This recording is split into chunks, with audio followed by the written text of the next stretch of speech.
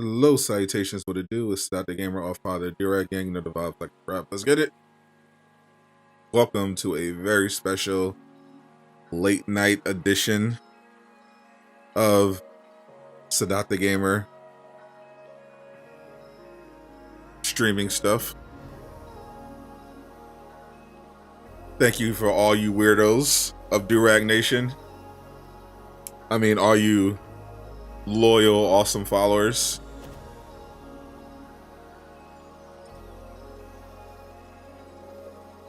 It is, I don't know how early it is for you, but it is very early for me. 3 o'clock in the morning, we're here. What's up, Sky Preachman? What's up, AJ? What it do, Xander? Appreciate you. What's up, Zach? Right. What's up, Brett Myers? Jason Batch, Edwin. What it do? Deadline. Oh, what's up? What is wrong with Nightbot? Why is Nightbot not doing the things?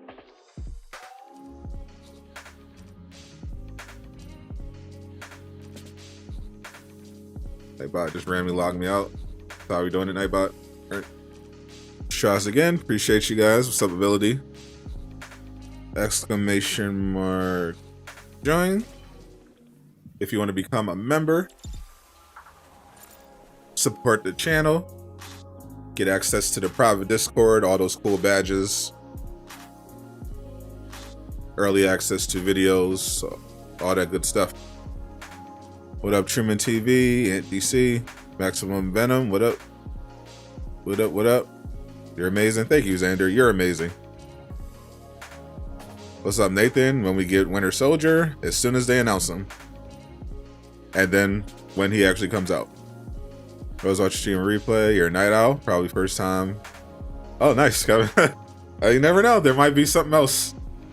maybe we'll do maybe if She-Hulk is peak TV, we'll do a late night She-Hulk streams. What's up, Jason? What's that song? The song playing right now is from Sessions. It's a curated lo-fi hip hop inspired playlist from Riot Games. They have a couple of these albums up. You can download them for free. It's free for streamers. I enjoy them very much. Appreciate the late live streams. Hope for the best. Yeah, some people are hoping for the worst, but ideally, I want them to do well. If you're wondering when any new Marvel's Avengers character is coming to the game, this is the wrong stream. That information will not be provided by the Embracer Group or by me. We're here to see if Marvel's Avengers will literally exist next month. That's the news we're waiting for. Will Marvel's Avengers get support through 2023 and beyond, or will the Embracer Group shut it down? That's what we're here for. How you doing, Braden?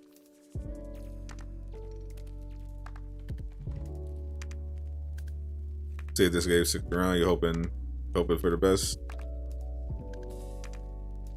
Are you shutting the game down? That's what we're here for. If you haven't been following and don't know exactly why we're doing this stream, the Embracer Group, who currently owns Marvel's Avengers, is having a Q1 report and a live Q&A. They have talked about all the things they are planning to do with the studios they required, including Crystal Dynamics, who of course produces Marvel's Avengers.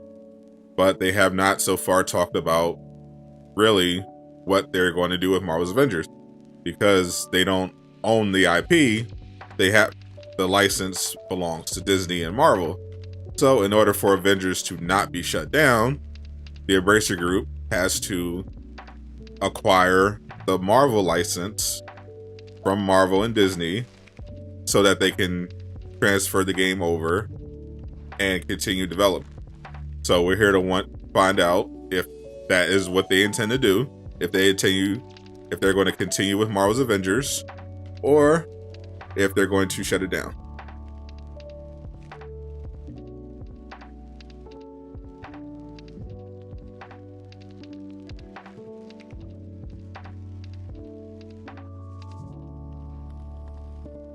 Sleep when you're dead. That's right.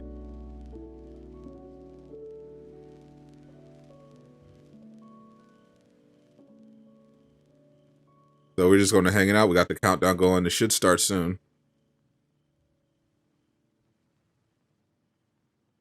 Meantime, feel free to cop some swag to support the channel.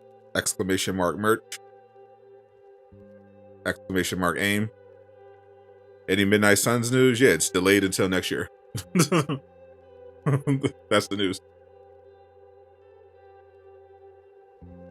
But Midnight Suns will still be getting support. It'll still be getting getting promotion, even though it's been delayed until next year. At D23 next September, which September 9th, which is the Marvel game and Disney Star Wars showcase for games.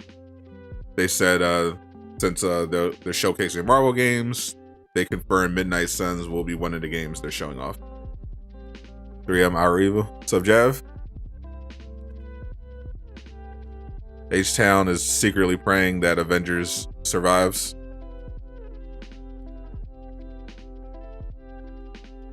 Nothing more evil than Avengers. Not to witness the monstrosity that was Marvel's Avengers. Is there any possibility that Spider-Man and Jane Foster will get their own expansions? No, they don't do expansions for characters that are already added. They're definitely not doing anything more for Spider-Man because he's a PlayStation exclusive.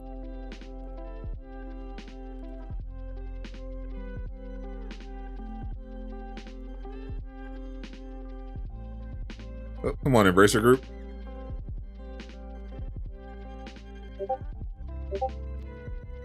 It looks like we're starting soon.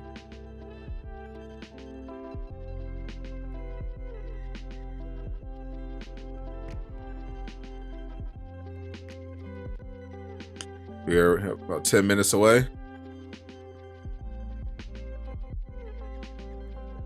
Can't wait for D23 next Tuesday. New gameplay for Callisto.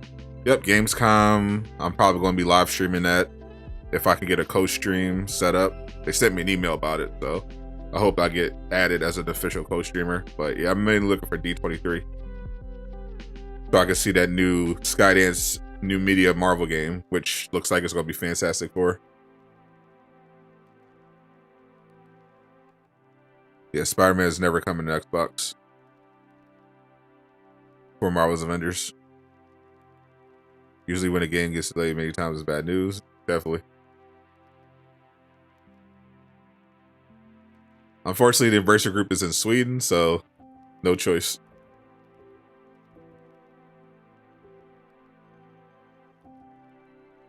Can you please have a shout out? Sure. Shout out to Xander. Did you miss anything? It has not.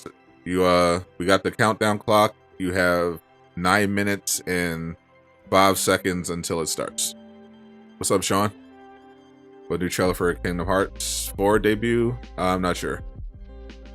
Let's bet they'll cancel it. Got $50 on it. Are we already placing bets? I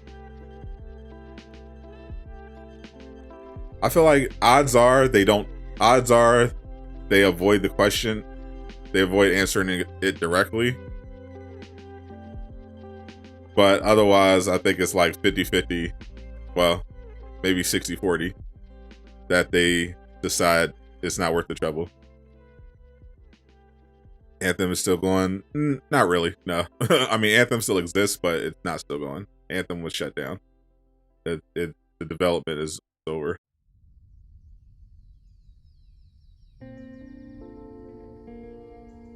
Whenever Marvel's Avengers gets shut down, you'll still be able to play it offline. But the development will end. There will be no more multiplayer online. That'll just be it. Working on that Avengers. Did the devs know their fate already? Usually how these things go, no. when a game, especially a live service game, gets shut down, usually the devs already last to know. Like the Anthem devs, speaking of Anthem, the Anthem devs, they thought they were doing an Anthem 2.0.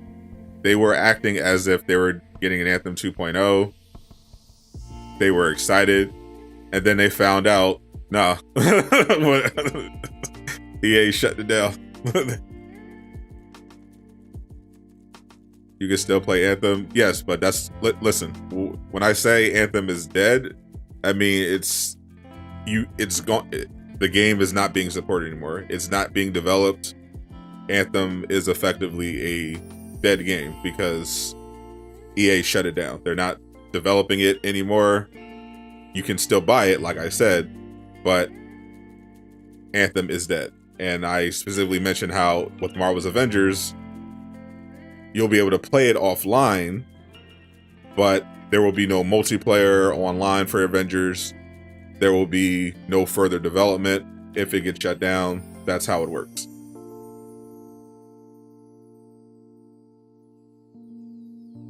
Now, a dead game in the literal sense means that it has ceased development. If a game still is getting developmental updates, it is by definition not dead, even if it has relatively low player numbers.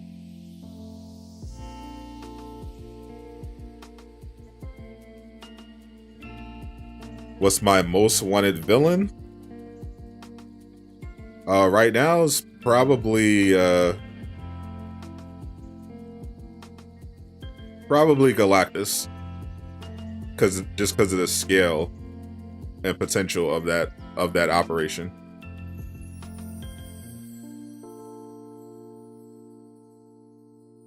Is it getting shut down? That's what we're here to find out. It's 3 a.m. where you're at. Same where I am. We're in this together.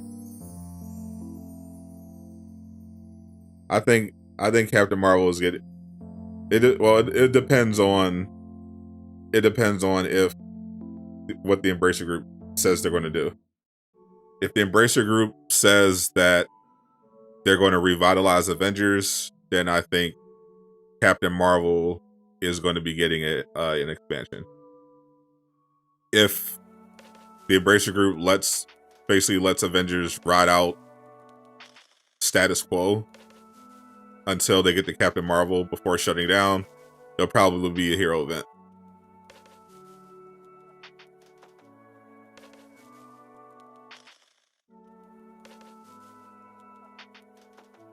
Definitely love some of the outposts for once. Indeed. I mean, we don't need any more outposts, but at the very least, the one outpost we do need is Avengers Tower. There needs to be a mission. There needs to be some multiplayer content built around Avengers Tower, and it needs to be an outpost. You don't think they'll get past 2023?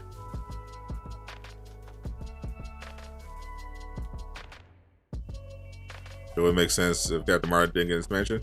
Oh, the expansion thing comes down to, their budget, what they're allowed to do. So Billy, if they're not going to get the support, they're not going to get additional support, then they're kind of stuck. AIM sucks. You don't get why AIM just use trash robots.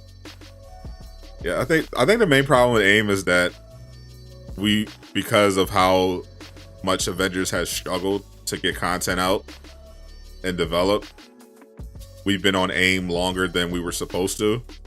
Like, if Avengers had been developed properly and was on the correct timeline, we would have been off of AIM by like the end of 2020.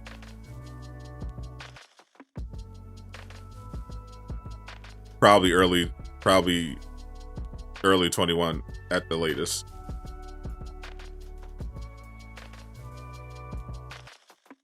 So we got 3 more minutes. The Asgard outpost. Do you think tomorrow rather in the morning? It's tomorrow, right where I am.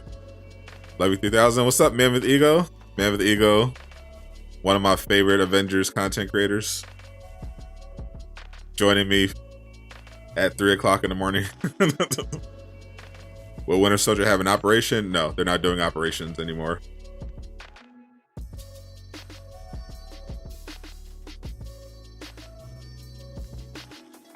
Am I watching She-Hulk? Yeah, depending on. I'm gonna watch She-Hulk at some point, but you know we gotta see what happens with this live stream.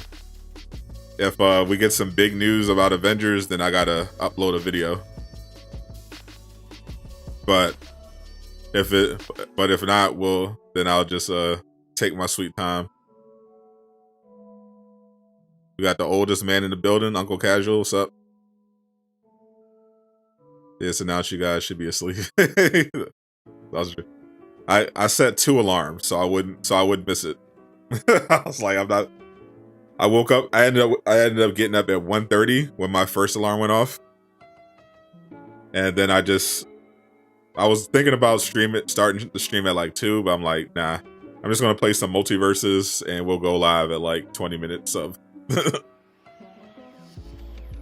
Yeah, it would have been surreal with an actual story along with each character. Yeah. What's up, Ford? Sleep is for the weak. Absolutely. Wish Avengers had full free roam.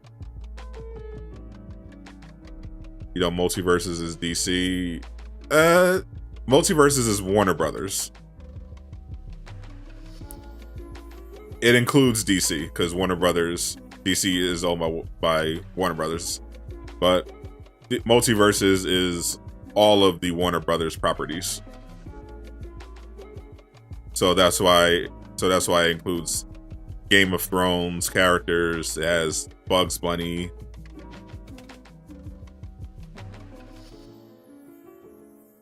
When is the Q&A? Check we got the countdown clock at the top of the screen, showing you exactly how long it is until it starts. Sleep is for the weak. That's a Skyrim rhyme. Pretty sure someone else has said sleep is for the weak long before Skyrim existed.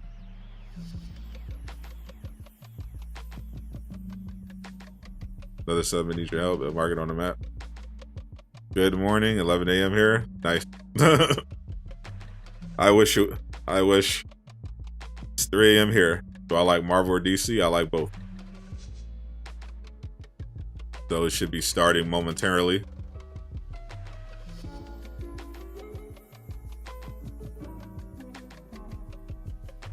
Yardrat Hearts. Where's your? I saw Yardrat. What's up, Talise? 8 a.m. Where you at, Sky Preach? Yeah, over in the UK, it's not that bad.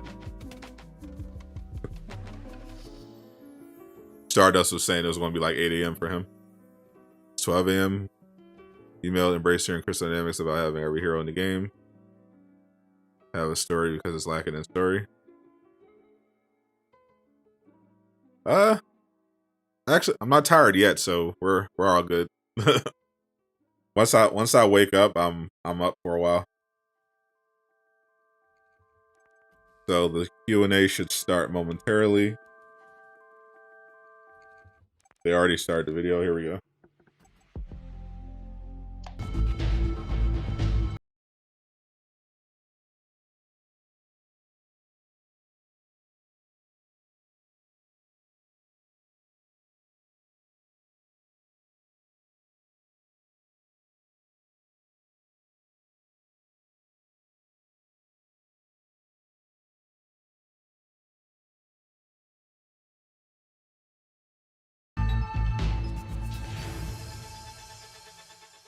That's actually crazy.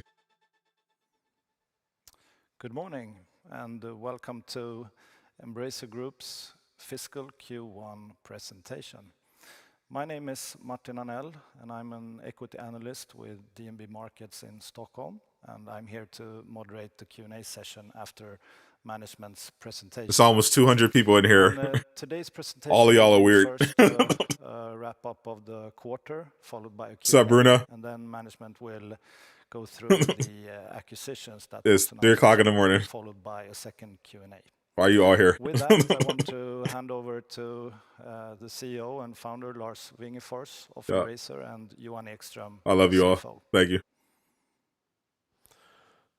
Thank you, Martin. Hello, everyone, and welcome to Karlstad, Sweden. I'm glad to report another stable quarter. I know that guy. Alongside some of our most exciting acquisitions ever. As anticipated, the first quarter was quiet, albeit a record quarter for the group in financial terms. Net sales in Q1 grew 107% year-over-year to 7.1 billion. That is a -12% organic growth. Adjusted EBIT grew 3% to 1.3 billion, with an adjusted EBIT margin of 19%. The operational performance was largely in line with management expectations.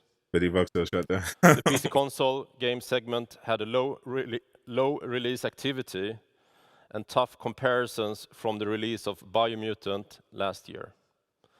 And back catalog sales was the main driver. The only new release with a notable financial contribution was Evil Dead: The Game. The mobile game segment performed strongly, growing by 20% organically. That's so acquired Lord of the Rings. The tabletop game segment grew 6% pro forma, taking market share. We today reiterate our they be shopping. EBIT forecast They're for buying a lot of fiscal companies. year 22-23 and next fiscal year 23-24. In this fiscal year, we expect an adjusted EBIT of between 9.2 to 11.3 billion SEK. And next fiscal year, we expect adjusted EBIT of 10.3 billion to 13.6 billion. Yeah, they're going crazy. This excludes pending acquisitions of Eidos, Crystal Dynamics, Beamdog, and deals announced this morning. Looking into adjusted EBIT breakdown of the year, we expect Q2 and Q3 to be clearly stronger than Q1, somewhat in Q3's favor. I have a Durag for every day of the week. By both new releases and seasonality. Q2 is supported by the reboot of Saints Row and other notable platform deals. Further, we expect Q4 to be the clearly strongest quarter of the financial year, driven by a few strong releases, including a long-awaited AAA title, now expected in Q4 and to be announced soon. We got a new AAA title to announce. For the remainder of the year, we expect to notably outgrow the rest of the market, with the overall organic growth of 20 to 35% for the full financial year for the full group. I'm very proud. Notice how Avengers ain't on there. Notice how Crystal Dynamics is on there. Isn't on there. Led by this is their Q1 acquisitions. And advisors for finalizing the largest IFRS conversion projects ever. Crystal Dynamics not being on there doesn't mean anything. Timeline. This is an important milestone in constantly improving corporate governance in our group.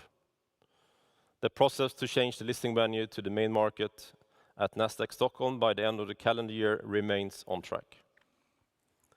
We are also introducing new sustainability goals today.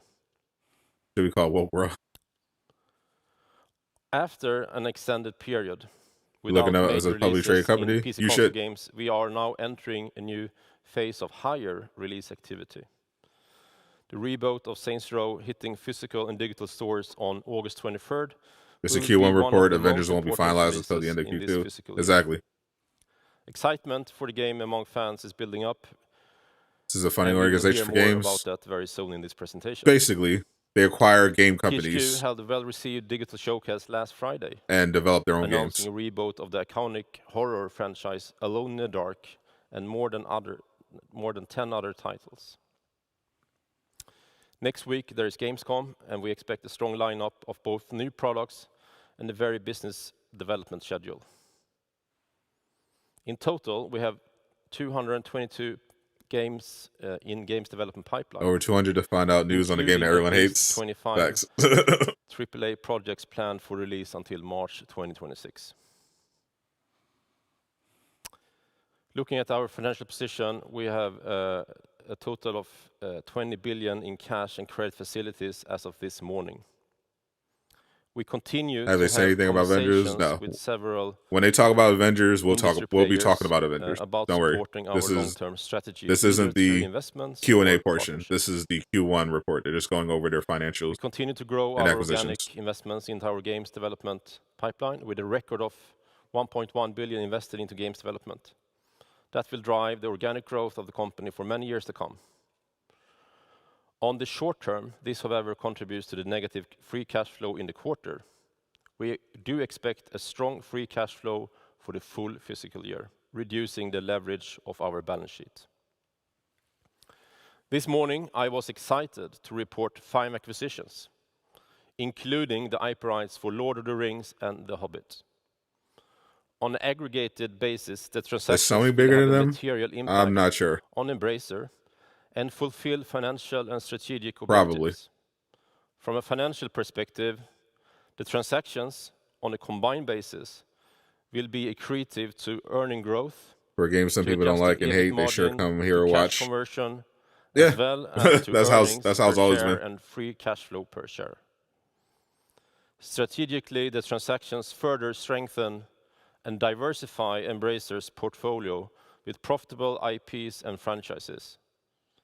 In particular, the Lord of the Rings, one of the most iconic IPs around the globe, and the entire Middle-earth universe offers a significant growth opportunity within PC console, mobile, and tabletop games.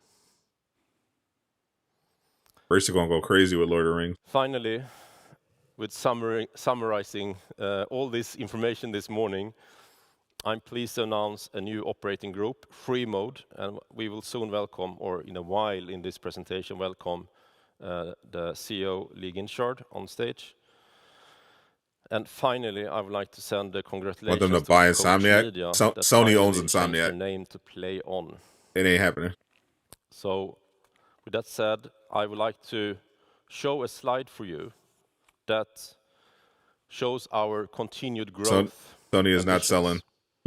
So now looking on the left-hand side, we can see the financial growth on a trailing 12 months basis. The group has shown a strong growth in the past 4 years, both operationally and financially. Man, they're getting that money.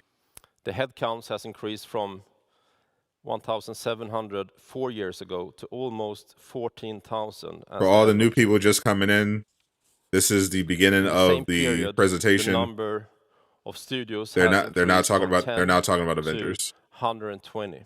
This is just the Q1 pipeline review. of new releases. The Q&A part comes later. Games to 222, while also growing in average project size. Financially, in the same period, sales has grown notably, and on trailing 12 months basis, we have been reporting now sales of more than 20 billion. And adjusted. What time's the presentation? The presentation is happening right now. That's what's on the screen. For us, it's full speed ahead. The Q&A is after the presentation. presentation. We are well positioned to continue outpace the market growth in all of our 4 business segments. Due to the investments we have made, they're going to be taking all the money with Saints and Lord of the Rings. I don't know about Saints. Potential for our existing products and services. Yeah, Embracer Group is going to be going crazy with Lord of the Rings. So let's dig into the segments. And before I'm digging into the segments, I would like to inform you that we actually are reporting under the segments. They own Gear. As of this morning. They have Gearbox. So they own Gearbox. Holy. So this is the operating groups by segment. PC console games. We have mobile games made up of Deca Easybrain. We have tabletop games that is made up of Asmodee. And I'm looking at Saints Row. Saints Row has very big cyberpunk potential. That is made up of PlayOn and PlayOn Pictures. It comes out in 6 days, and a number of and they still haven't shown any last gen gameplay. That's a bad sign. Let's dig into PC and console games segment. And the current gen and PC gameplay is really buggy. Low release activity and tough comparisons from the release of Biomutant last year. And back catalog sales was the main driver. Again, the only new release that had a notable financial contribution was Evil Dead, the game. Other notable releases in the quarter were Songs of Conquest, which received a lot of positive attention. Person went crazy with Evil Dead. Fans and critics. We had feel good they own Saber. 22. Yeah, it's a good company from what I've heard. Italian studio Milestone that that got very positive feedback, as well as MX vs. ATV Legends, developed by Rainbow Studios. The revenue contribution of MX vs. ATV Legends is expected to be long-term. This reporting quarter, it's only included still the best one. 2 days of sales since the release. However, that performance was below I never played Evil Dead expectations. They didn't send me a copy. Looking at I didn't feel the like buying adjusted EBIT for the segment, it grows. Haven't gotten a Saints Row. Are you missing anything? Year. Yeah, the older games are pretty good. The comparison quarter of Biomutant, especially if you want to be a superhero in an open world. And the lower margin is due to lower. Sorry, the lower margin is mainly due to product mix with lower margin development revenue and a higher share of. Because he doesn't own Harry Potter. Talk about that as WB. That's correct. Finally, Tiny Tina Wonderlands are Harry Potter is not under Disney. Expecting to receive royalties as the financial year progresses. And if you look at this slide, I think it's very interesting to. Warner Brothers owns Harry Potter, but they license it out. Meaning our catalog titles are widening constantly. So I think they'll continue support for Avengers. The wide catalog above the top 10 back catalog titles are now representing 67% right now. I think it's 50-50 of the back catalog sales. They have so far not sounded very excited. If you look at the titles, the top 10 about titles, Avengers, you recognize a lot of names we have been talking around on this quarterly presentation. Did I see the MCU James skin? Yeah, Online, I'm pretty much caught up on. I'm consistently caught up on all the Avengers news. Hot Wheels Unleashed. I just didn't promote it Galactic, Neverwinter Nights Online, because I'm not interested in skin news for Avengers. Valheim, the Raving. But we talked about it on stream earlier. And Metro Exodus.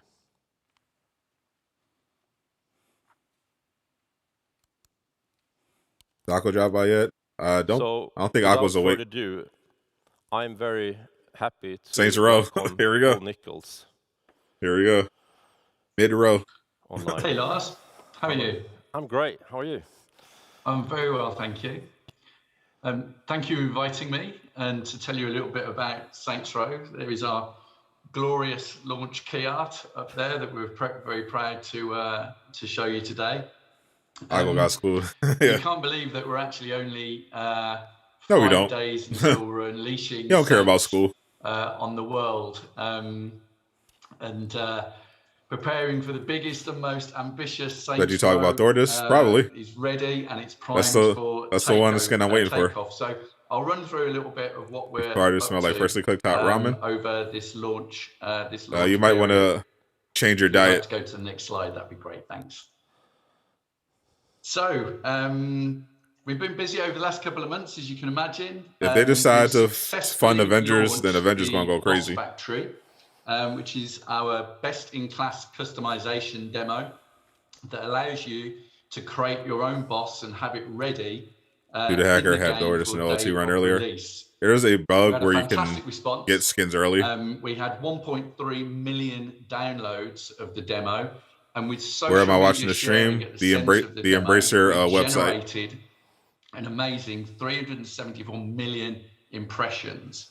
And through social media, we had 63,000 mentions across all of the social media channels. Is the deal done? They have not confirmed that yet. The amount of bosses that we saw the community and our fans create was fantastic, and they were really diverse in every single way. So we can't wait to see some of these bosses in the game. There was also a few Larses in there that were created. I don't mind telling you. I would have shown them today, but it might have risked my future career prospects if I had done. But I may share with them offline someday, Lars.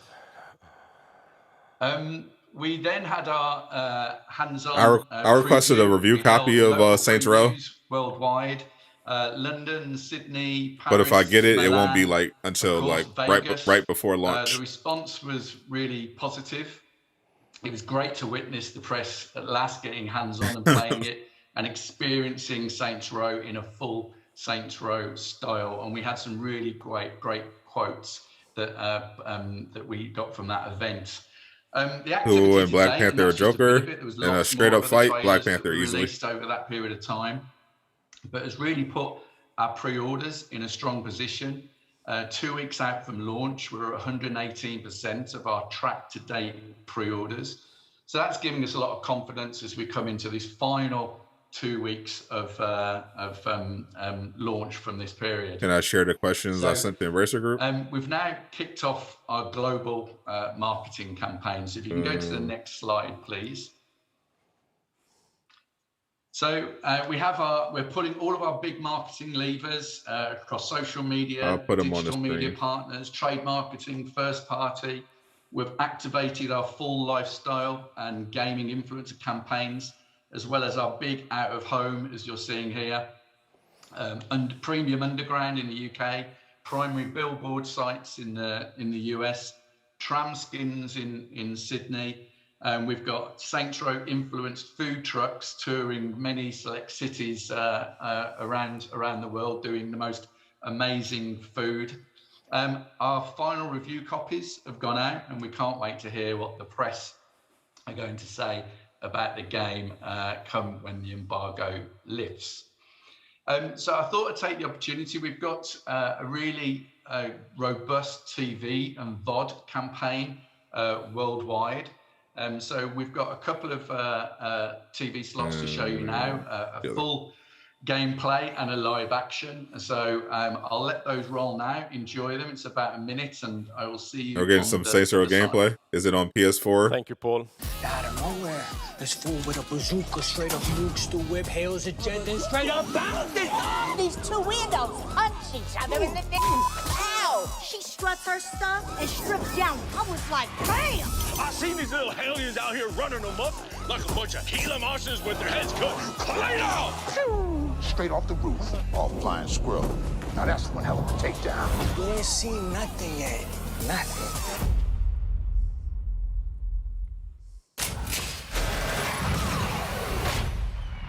What's on the rules for breakfast today?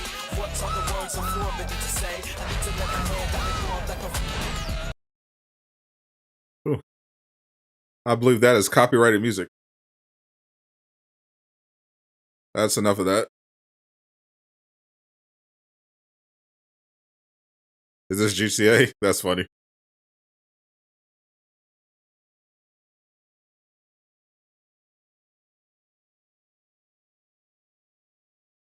I think we're all super excited for the feedback from everyone when the game is releasing next Tuesday. Yeah, we can't wait. We're super prepped, ready to go, and we just can't wait for the game to be in the hands of the gamers and hear what they're going to say, see their videos, see what they're up to. It's going to be a wild ride.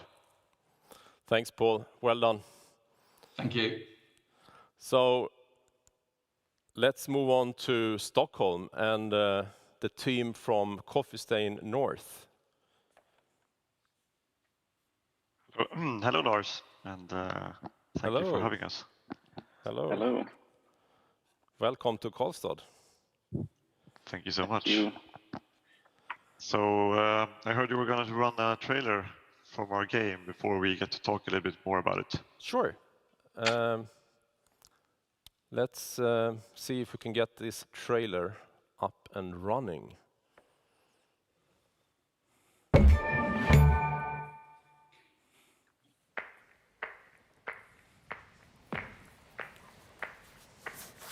So basically, my questions are, do you plan on supporting Marvel's Avengers through 2023 and beyond? And many people believe under your leadership, Marvel's Avengers could have an even bigger resurgence than Star Trek Online. Is this your plan with the game, or will you instead be choosing to drop the license and move the staff over to other projects like Tomb Raider or Legacy of Kain? Thank you for your time.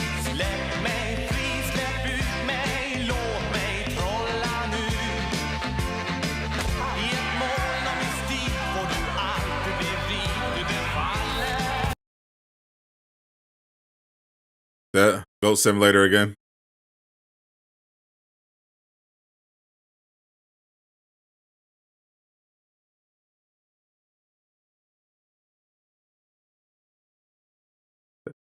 They need to chill with this music.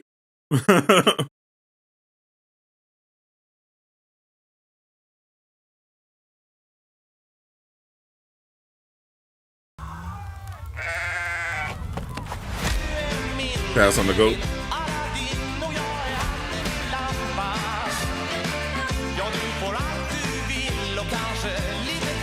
Imagine giving them the idea to drop funding and move Team 2 Raider. Imagine nothing. Imagine them not considering that already. Yeah, there you have it. So there's the goat. There's no way the thought didn't occur to them.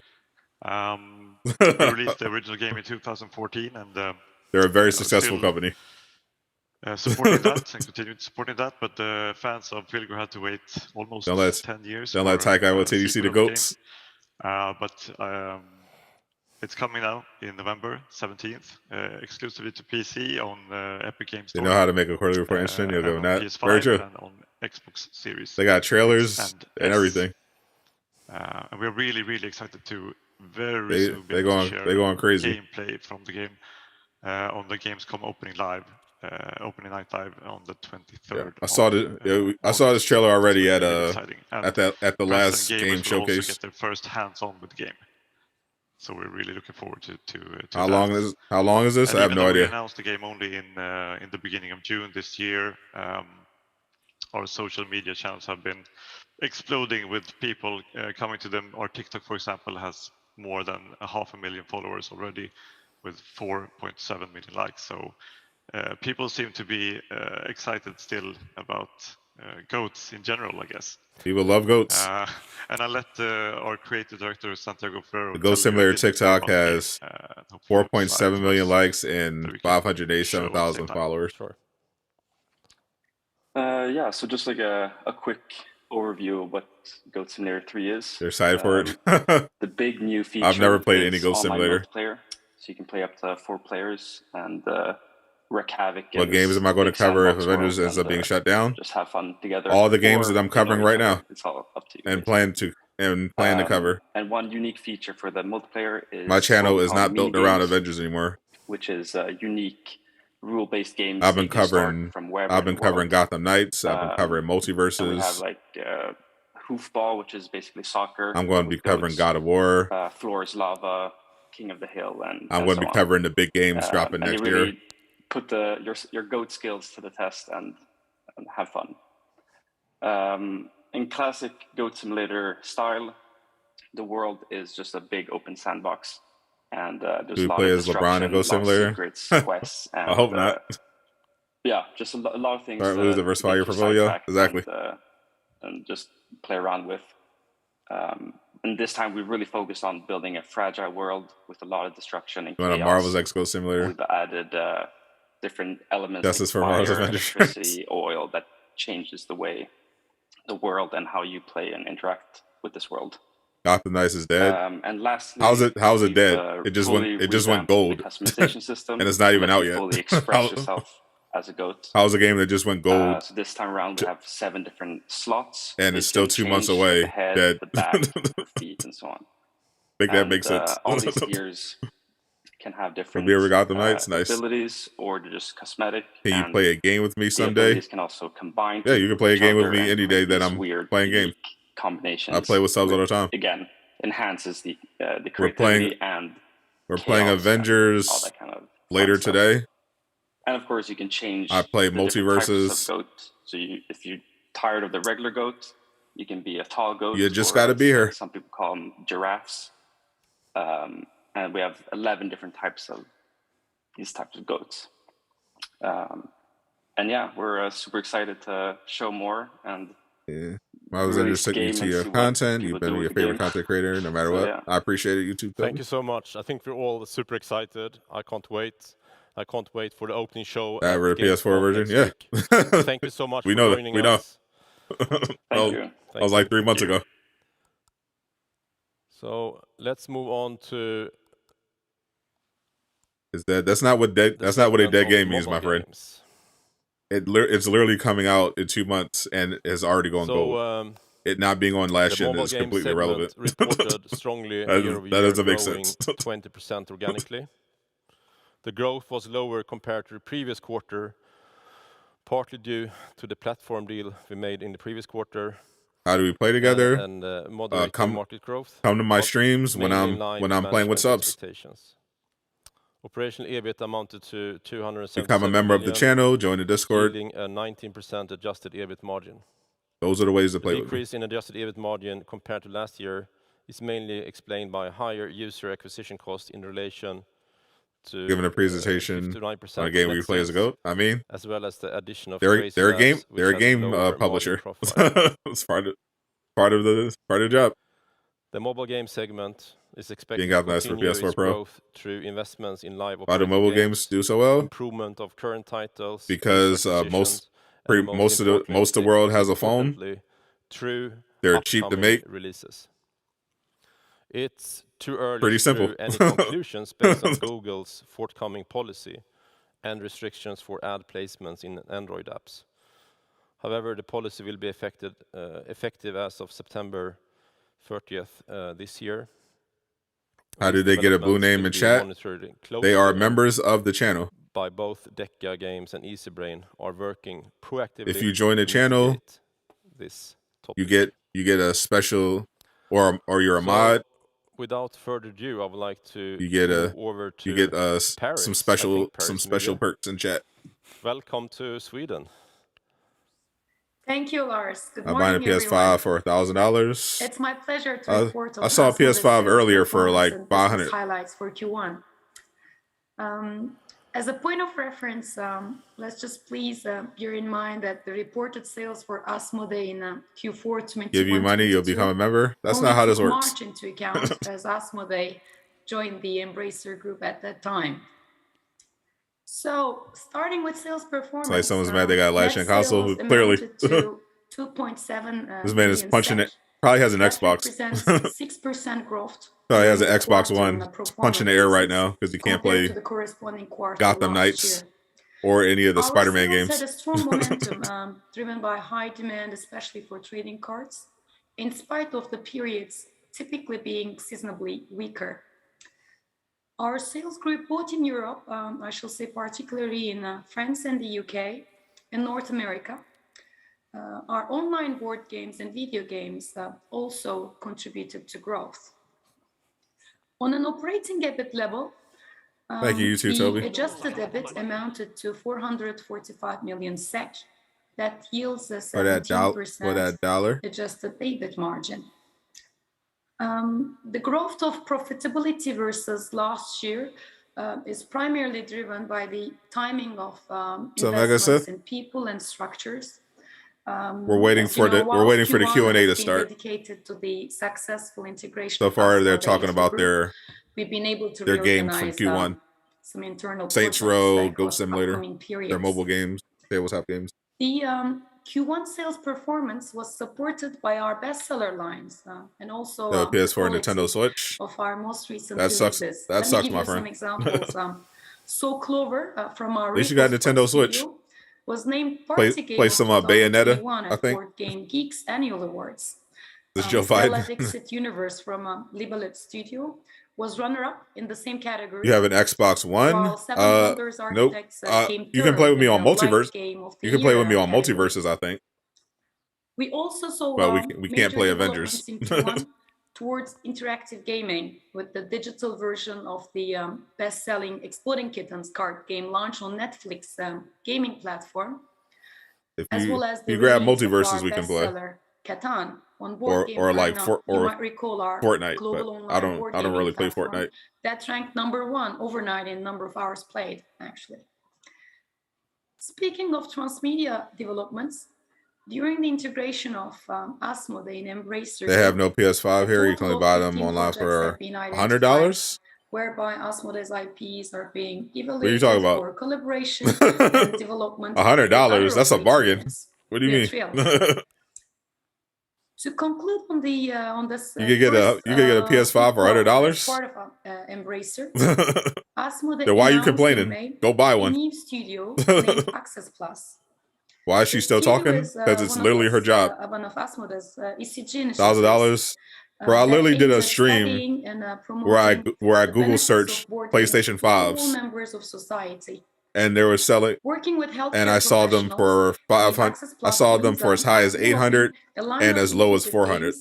You're just not looking hard enough. Of people, including those living with cognitive disorders. How do you think I got my PS5 at launch? In late Q2. It did not cost me $1,000. You're not looking hard enough. We've been delighted.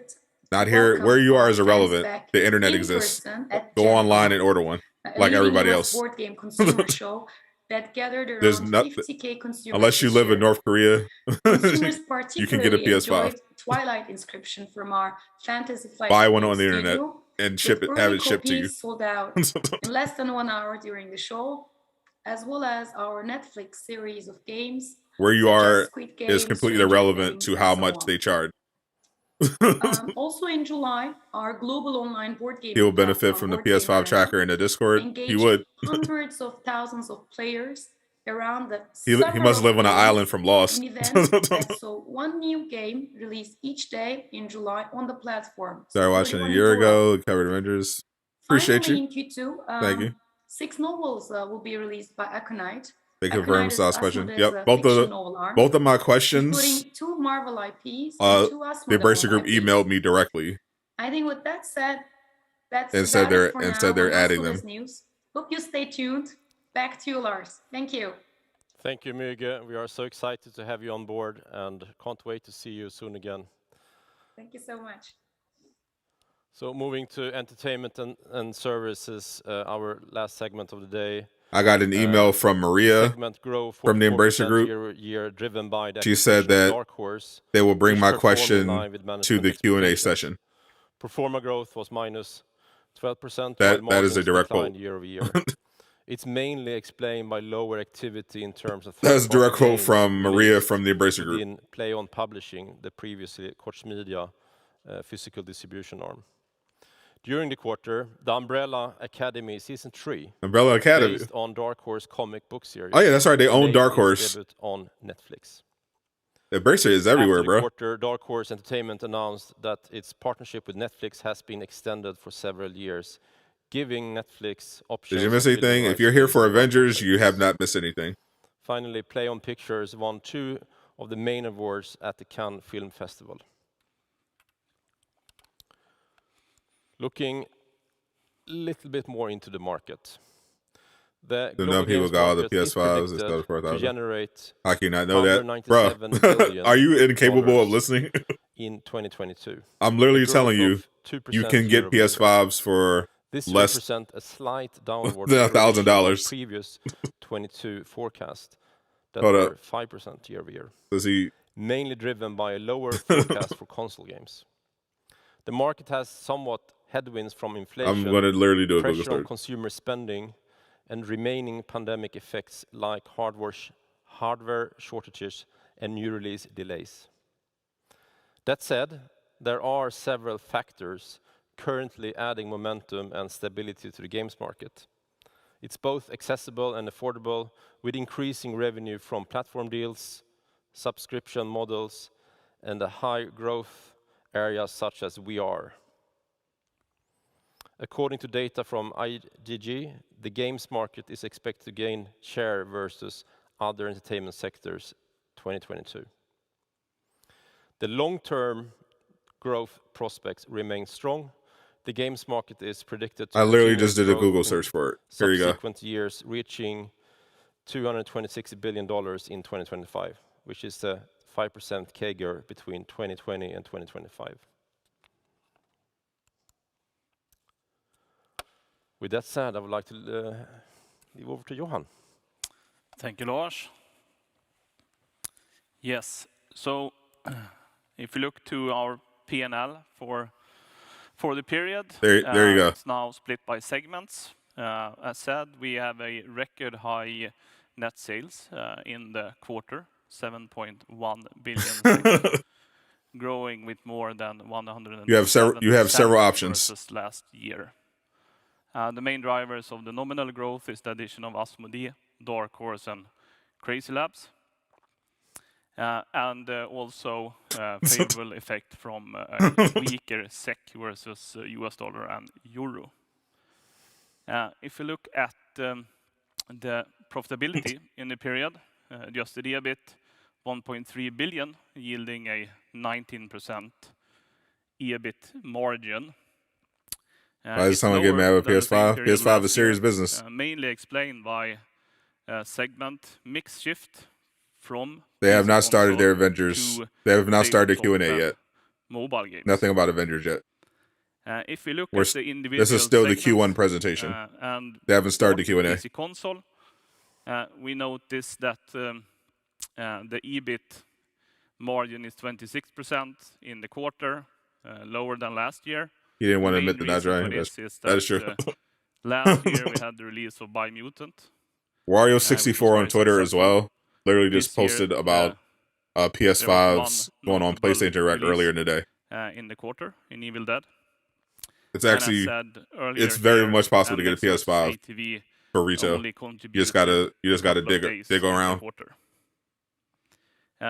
We can also note that there is a higher share of. Is this my job? It is my job. Publishing titles. Yes, it in is. the quarter compared to last year. I like the Witcher games. I have not played any of them. Solid growth in the quarter. I've just watched the Netflix shows. Organically. The lower 272 people watching. Y'all are all weird.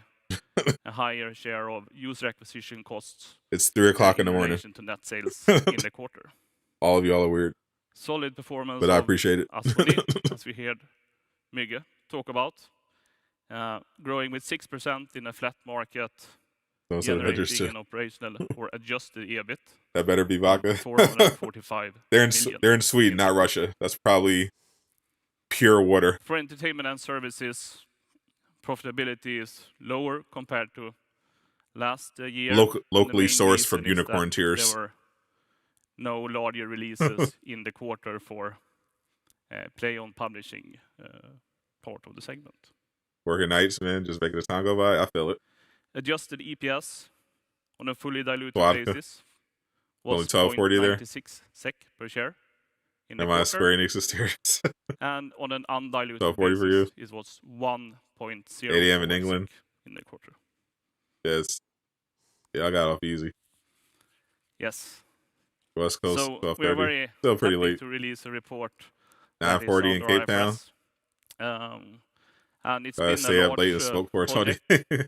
I feel it. And we just like to take a moment to I'm thank carrying her a lot. I appreciate it. that has been part of the project, both here in Karistad and also Has Avengers actually made enough money to be seen as a viable long-term product? Internal as well as external. If they're going to invest in Avengers, it'll probably up the potential. The transition to IFRS is a key milestone in the project. My understanding that Avengers is by no means a financial juggernaut. It doesn't change but they've at least way we conduct our business, made a profit, the way that we follow up on which is our impressive considering their business model is literally terrible. The best way to understand the underlying operational performance of Embracer, if they're not in the red, despite the fact that they only pretty much make money from cosmetics, yeah, that's impressive. The transition to IFRS, that's very impressive. Only had an immaterial effect for 20 games. Almost got 300 people in a live stream at 3 a.m. Facts. As we will see later when people love their Avengers. The bridge. This dead game. Due to accounting treatments of earnouts. 342 in Trinidad. In IFRS. Shout out to Trinidad. A new APM to the report called adjusted. Show the staff overhaul their marketing for sure. To get the relevant. Unfortunately. Measure of the underlying cash flow. Yeah, She-Hulk is out right now. I'll watch it later. As you have seen, our Avengers fans rise up. They're here. We're also glad to report net sales and have a mini heat wave where you're at. Segment. Disrupting your normal sleep habits. We also have additional information. Yeah, we don't have a heat wave, but I got some good AC in the crib, so we're good. It's a big quarterly report that was. It's almost 300 views. Would be perfect for Avengers crossplay. And Racer better now stored it. For imagine if they had now stored it, that'd be hilarious. What the transition to IFRS. If Embracer takes over on page 5 and decides to revitalize Avengers, then I think crossplay is something that would probably come, bridges, taking you step by step. but like way later down the line. IFRS. Should there be any questions Yeah, I'm related bored. to this? Y'all took a bite or out of your anything else? TV. Holy. You're more than welcome to reach out. Hey, at least I only dropped that Thor skin. I have no idea. Or at Embrace. Appreciate that sub, Jose. Email address.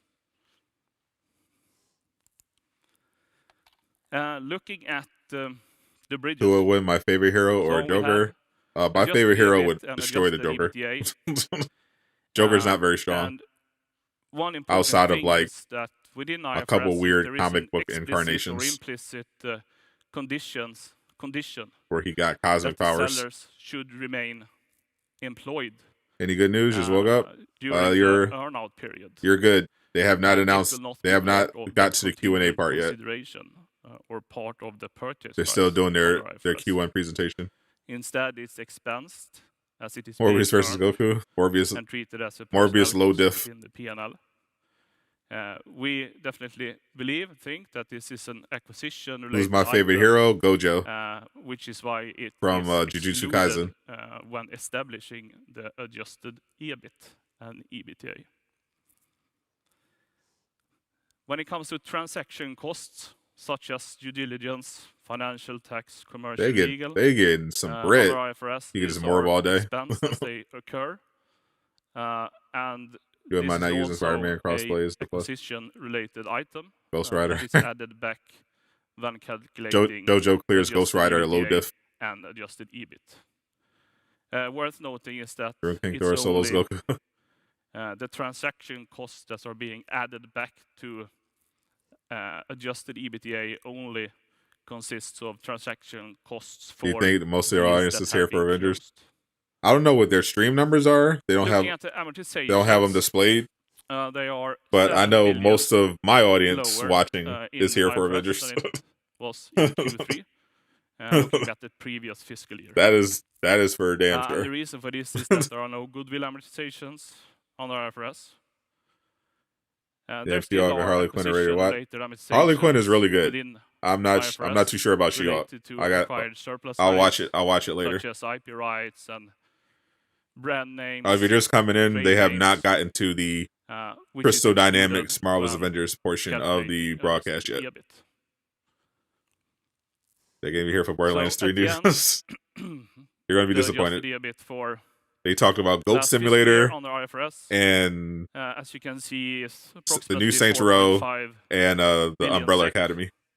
And it's Can we play Fortnite the tonight? difference Definitely not. compared to K3 is immaterial. It's a bit higher. Tonight I'm going to be mainly sleeping. related to the implementation of iOS 16 for leasing, and also relating. I don't to even have Fortnite installed revenue right now. recognition for durables for certain mobile games. That was alright. And just to elaborate a bit more on the 4.2 billion relating to I don't think Spider-Man is ever coming to Xbox. Part of the purchase price. This is related to. I don't think the Sony. three I don't think largest Sony's letting it happen. acquisitions that we made within PC and mobile over the last 2 years. It was my go-to Avenger. Right now, I'm mainly playing Jane. Moving ahead Play to 3 the and balance play sheet, Fortnite. That's definitely an Aqua thing. and looking at earnouts, number of shares, and adjusted. Minecraft today. Minecraft is definitely an Aqua thing. You should join the Discord. You should join the channel. Considerations Become a that are member. to be settled in cash. You can play Fortnite with Aqua. And not treated as Aqua part plays of the Fortnite and purchase Minecraft. price. You guys will Is get along. excluded from the Probably. financial liability under IFRS. So under IFRS, the financial liability. Your favorite would be superhero 4.8, for DC is or Goku. 4.8. Goku. On the K3, He's not a DC superhero, my friend. So they would have 8.2. Is Stormbreaker coming? No. If you look at the obligations that are to be settled with Spider-Man comes around shares, Avengers and Xbox, anything is either possible. shares That's correct. already issued, But it or ain't happening. shares to be Because anything issued is not in the possible. future. Some things are not possible.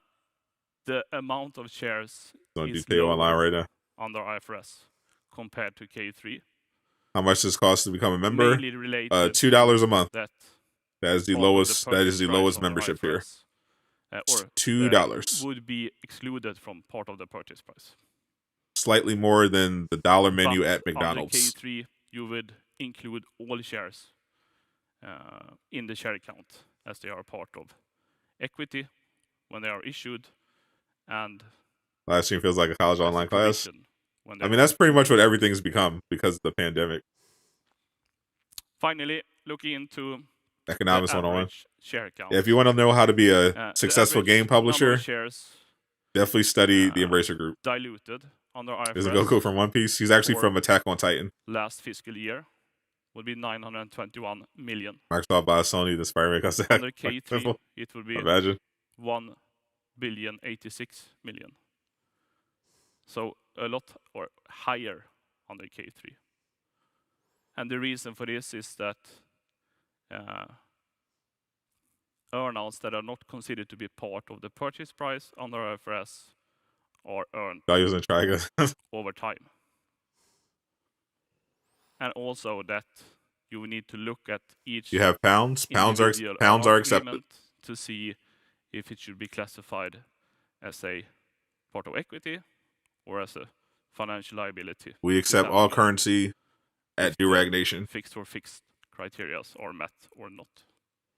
Goku the guy from Fortnite. Oh my god. Finally, There are actually going to be people looking into how who we only know calculate Goku from adjusted Fortnite. earnings per share.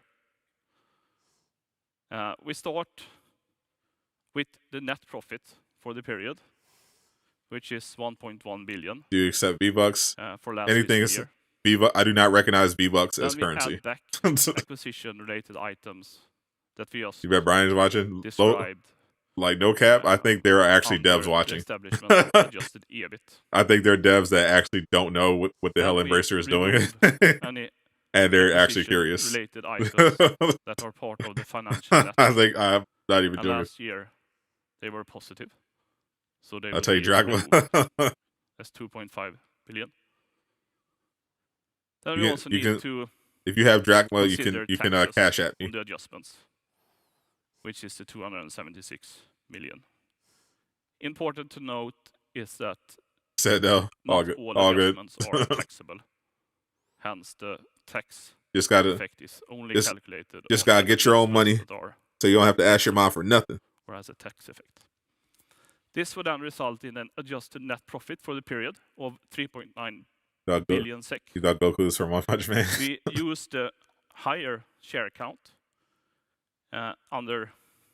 where you include all shares that are outstanding, and also Razer announced the She-Hulk. maximum amount of shares that need to be issued Miss your or could be Xbox issued in Avatar. the future to settle the obligation. Yes, good because she's a stand-up lady. So the adjusted EPS I couldn't. on a diluted When I was a kid, I fully couldn't wait to basis, get my own money. for last fiscal year under IFRS is 3.61.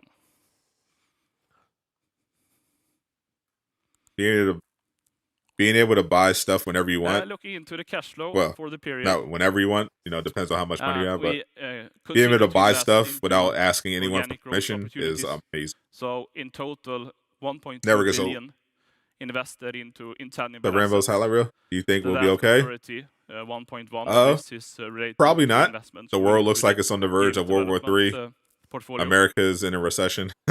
Looking at free cash flow generation, Civil war changes looks in net working inevitable. Capital, it's positive, close to 500 The environment is in million shambles. for the period.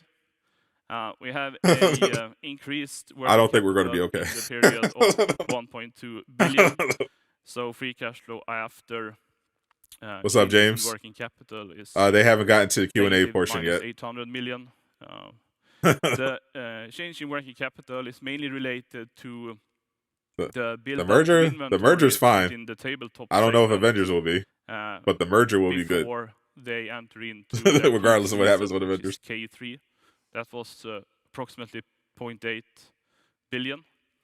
Avengers shuts and down. then Just the imagine how remaining Brian would be. 0.4 I mean, as long as billion Brian is gets to work related on Tomb Raider or an Legacy of increased Kain, net I don't think he of, cares. Other operating receivables and liabilities. He's used to mainly Marvel games. He's related working on to getting shut down payments of at trade this point. payables, but also This will be his second one. deals that we have had that was not cash in June, but where cash was received in July. Enjoy having your own money. Now you have children. Can't buy yourself anything. At That's the tough. end of June, the net debt amounted to 11.5 billion SEK. Russia and China versus the rest of the world. Available Yep. funds, as Lars said, today is So you 20 buy million something SEK. because you want to, can without asking anybody. Looking ahead, One of the best feelings in we life. expect Absolutely. to generate a strong cash flow Remember, for 2 months the ain't going remaining nowhere. part Appreciate you, my of the friend. year, driven by Still waiting on the new a nameplate. higher expected That Batman Origins remaster still adjusted happening. EBIT. I haven't heard anything about it. And we feel confident Any news that about we will Avengers? reach the Not yet. financial leverage target that we have of 1 times the adjusted Like I EBIT. said, Black Man, everything's gonna be all right. I think that was Kendrick Lamar. Or at the end of this fiscal year. Ryan has like 2 emotions. Also, Very true. very happy to welcome Annoyed and HSBC happy for his and cat. Svensk Exportkredit to embrace this group. I watched y'all yet? No, I've been here with all you weirdos since 3 a.m. They joined at the end of since 2:30 actually. Joining or She-Hulk extending didn't come out till 3 a.m. SEB and Swedbank. I could watch She-Hulk are right now on 5. my TV. I'm like right and next they to it. joined as we entered into an amendment But I'm listening to the agreement, presentation. at unchanged terms for 2 unsecured long-term credit loan facilities that matures in 24 and 26. Increasing the What's my favorite facilities song with 5 billion of all time? Replacing the 4 Everything by billion Lifehouse. facility that we communicated in May. That is my current favorite song. Project ROI. Looking ahead, we still see. It was in or Smallville, looking back, I should which say, was we still also one of my see favorite shows. A solid return on investment for our games. Wonderwall, that's a good one. What's your favorite? What's your favorite song, chat? Amount in average. Wonderwall, that's a good one. We should That's- bear in mind that love this that one. is done on a cash flow basis. So the I love Wonderwall and short Champagne list of Supernova titles that are my released favorite late, Oasis songs. in the quarter, as you would only have a couple of What's up, days Beastie of Plays Dragon Ball? contribution, Barbie but you Girl? would have the full investment cost in the deal MU3, just die MU2. Favorite Marvel Now DC the villain? sample is 54. My favorite Marvel villain is and the basis for selection Doctor sales Doom. above 40 million SEK. Favorite or DC villain investments is above 40 million SEK. Joker. As said in the beginning, Saints in Hell, we but Jesus reiterate the Priest. guidance for The late this show is fiscal year Valor and the Sadot. next That's right. fiscal year. Linkin Park, for this easy to year, run. The guidance is between 9.2 and 11.3 billion. Timbolio. Next year, 10.3 Last Chance to to Have Supernova Zoo, yeah. 30.6 at the adjusted EBIT One of my level. favorite songs is Best Around. The See, we got market a lot of people with growth different that we saw tastes. in May was 5%. I like it. I like it. Now we are looking at 2%. Rooster by Alice in the Sure. Chains. Okay. And looking at the different You're a segments, PC console, we expect to have a strong organic growth See these Avengers like game. in the year. I mean, they're doing a big. driven I mean, they by with the whole Discovery thing. releases. And in They said terms of, Discovery said that they're looking to accumulated expand investment values, we DC expect, games beyond just Batman. to have at least 3 Wheels on the times bus. more Low key investment a value classic. released this year compared to last year. Don't sleep on Wheels on the Bus. Also, to Your girl plays Gorilla by Bruno Mars on a daily. This is a good song. We have several That whole AA, album slaps. single A, and indie titles on the slate for this Did I average fiscal year. Kyle Ultimate -3? I did not. Platform deals. What's my real drive name? John profitability, Smith. Also adds predictability to They have profits. 2 AAA's. AAA. Yep. They said they have Mobile, 2 we expect a AAA releases organic growth that they're well above about the that they're going to be market, announcing later. driven by the increased utilization of existing platforms, Cool. fueled by current and future I know they're planning on funds going Legacy of into Kain, user acquisition, and of course as we well already as know about the planned Tomb Raider. releases of new titles. Like my name? Hey, And within tabletop, we expect to that's a grow great our name. These adjusted sound. EBIT with, at least 10% over last year. Looks to Guardians of the Galaxy and Avengers. Looking into the phasing, Nirvana Smells Like Teen Spirit. to sum it up, Never we can't go expect wrong with that. notable seasonality Out of Black by to Royal affect Blood. the phasing of board game segment, mobile segment, and the back catalog part of the PC console segment. People that made the Gotham Knights game. And low key make a Q2 and Justice League game. Q3 will be clearly Idols Montreal. stronger I than mean, Q1. WB Montreal. And I would rather, in favor honestly, I'd rather of Rocksteady Q3 do a Justice League game. Q3 I mean, they're and kind of maybe doing by one right now Q2. with the Suicide Squad Kill the Justice Driven League. by seasonality. I would rather have and Rocksteady do that one. release slates. Super excited about the And reboot Zeroy, of nice to meet you, Saints Row Zeroy. in Q2, as well as notable Then my platform brother releases. slapped that Chris Rock guy. Last but not least, we expect Q4 to be the clearly strongest I'm quarter not of the related to financial Will. year, driven by That's a different Smith family. few strong releases, Any Marvel news? They have not gotten to including Avengers a yet. long-awaited AAA title, now expected in Q4 and to be announced soon. Long-awaited AAA title. Gotta be Legacy of Kain, right? Thank you, Johan. And now let's head I over think to Gotham Knights released sustainability DLC. before we're moving Maybe. into the Q&A. So let's Ooh, welcome Emma we're getting closer to the on Q&A. stage. Thank you. After the stability, they're going to move on to Q&A. Yeah, Mr. Wanda. Thank you, Lars. So my name is Emma Ire, and I'm head of sustainability. You're going to see Rob Zombie on Saturday? Nice. Working together with Karin Edner and Will the we rest see of the Marvel's team Avengers at the tomorrow or head today? office, Both. so in Karlstad and It depends in on your time zone. Stockholm. You're the best YouTuber. Thank you. So why is Jane release sustainability tomorrow? important Releases for today. Embracer? Why do we care about sustainability, or if you like to call it ESG? We care about it because we are human beings and we have a responsibility for other people, for the planet, and for the future. That's the first how's my day been? why we care about sustainability. It's been fine. But as well, we I woke invest up at quite a lot woke in up at 1:30 in the sustainability morning and ESG because to there get is to set no the stream lack up. of legal requirements. I'm currently hungry. And of course, it's kind of a minimum standard Waiting to follow for this the law, Avengers Q&A. and it can be very costly to breach laws. And we don't want to waste our money, and we don't want to waste I just want to eat your some money. ramen We want to and watch invest them She-Hulk. in our business and in new companies, not in paying fines.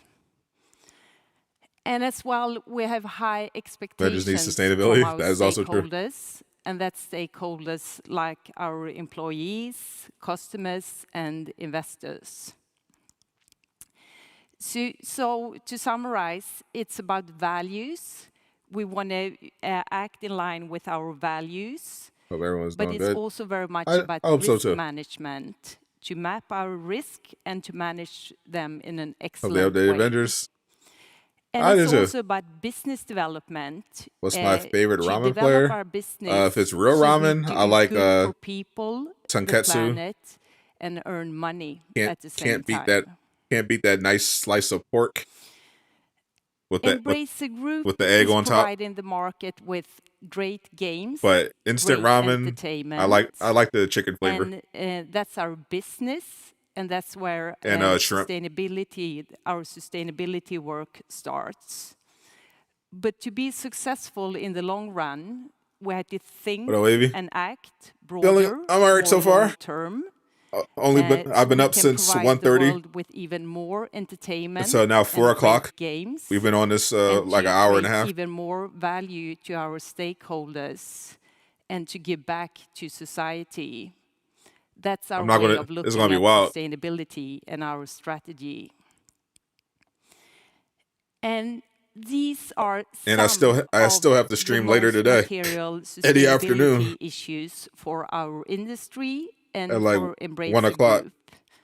So it's diversity and inclusion, Ooh. responsible content, and as well healthy gaming. Am I hyped for the Fantastic Four game? And Definitely.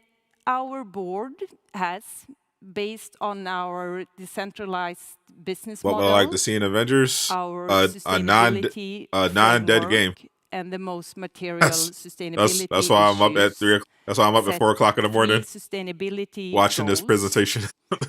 So the first one is to double the number of female studio heads by 2025. Avengers The will survive second this. one is to reduce carbon emissions by 45% Fantastic Four by game. 2030. Yep, we did a stream about it earlier. And the third one is that Skydance New all Media operative groups has been will working set on a their AAA own Marvel game the past couple years, sustainability goals. and They they're know they're their revealing it market, their business, next month. so they're going to set It's their an ensemble own game, goals during the coming and year. according to reports, it's Fantastic Four. To set sustainability goals is a way to Everybody's making you sleepy. communicate, to show our ambition and direction, but that's just one of many Marvel's Avengers still getting service. That's what we're here to find out. We have partnerships with different NGOs. As soon as you hear inclusivity, like red flag, Global absolutely. Compact and other NGOs.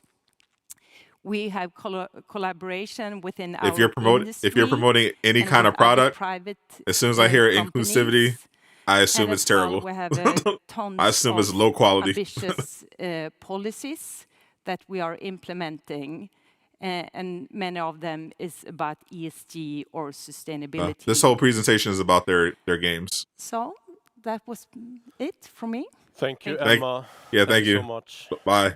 Move. So, without further ado, let's head over to just a very, very short M&A update. I know we're running a little bit over time here, but there is many important topics today.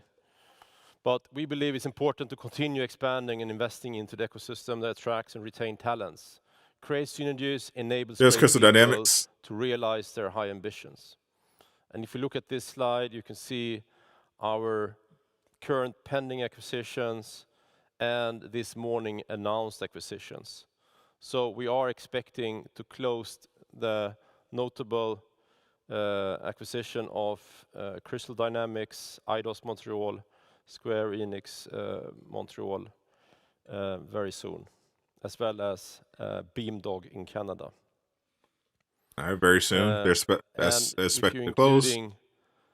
The announced acquisitions this morning, post-closing, we will be up to 120 game development studios. 200 people. That's a lot of people for a studio.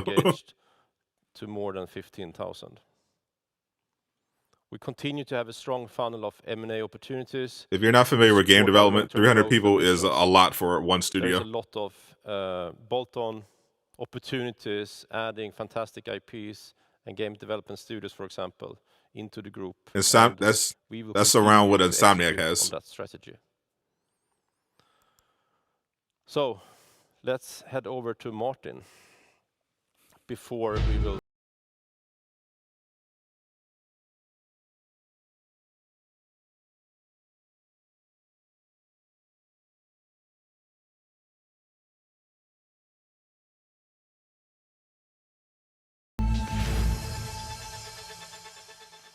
Q&A time.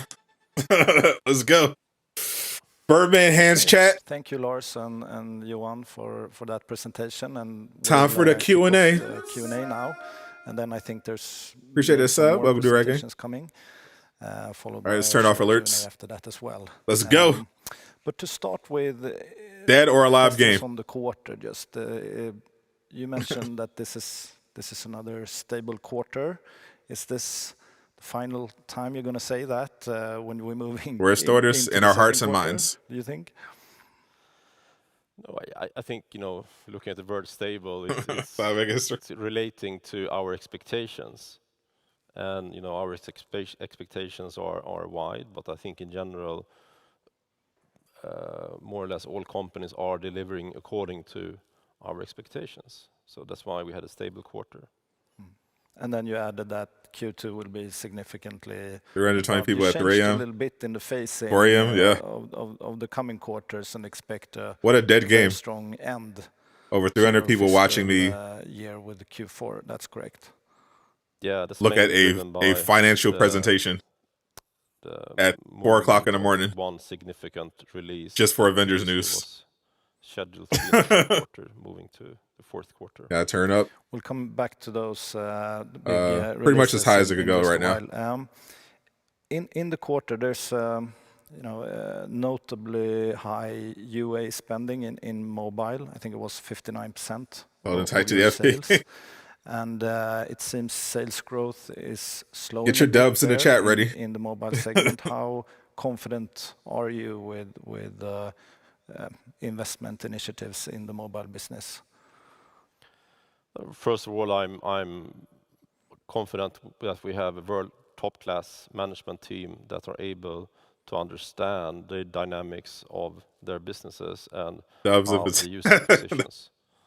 And they have you the put green F's in the light chat to if it's dead. invest as much as they can for the maximum long-term organic You growth. put dubs if it's alive. Rather than creating short-term profits.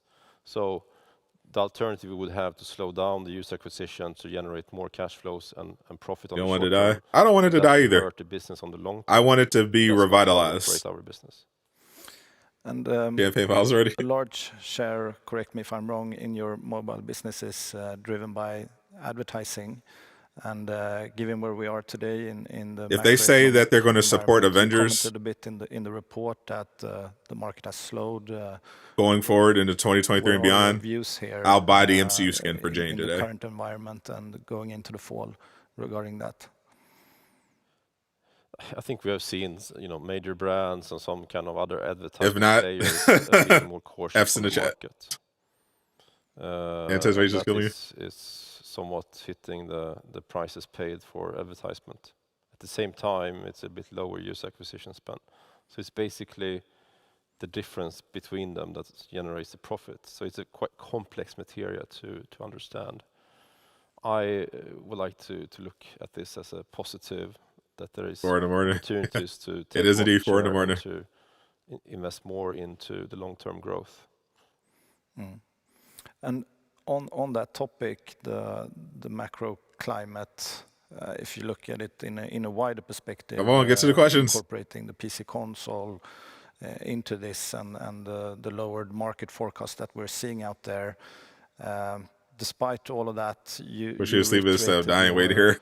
your guidance. Yeah, it's crazy how down bad everyone is. And if literally anyone that's here, you can't say you hate Avengers. If you're here right now at 4 o'clock in the morning, if you understand what I mean. You love I Avengers. understand your point. Obviously, there's we are no also debate. by the general market. If you're here right now, you love Avengers. Again, I don't want to hear nothing. I don't want to hear nothing about it. Bulk of our growth is driven by the execution of our new releases in the PC console segment. And we are confident about that release slate. You'd be like, look, bro, Marvel's Avengers to take on that. And that's why we are able to reiterate. Going to bed to this? There is a little bit slower. I'm going to be wide awake for a while. Came here to see a downfall. Yeah. I remember from the last presentations, you mentioned that that's where the game you're going to choke yourself back to sleep. Range, you are incorporating potential risk for delays. What if you gauge you're good at? Did you also incorporate spare credits, market weakness, and economic? Yeah, I have two. I have enough credits to buy in that guidance. 2 exotic skins. There is always a wide range of performances, and somewhat you discount various forecasts and budgets you are getting from your various companies. Some people are always sandbagging, and there's a quite upside. And how is this affecting LeBron's legacy? Somewhat always. No matter the economic climate.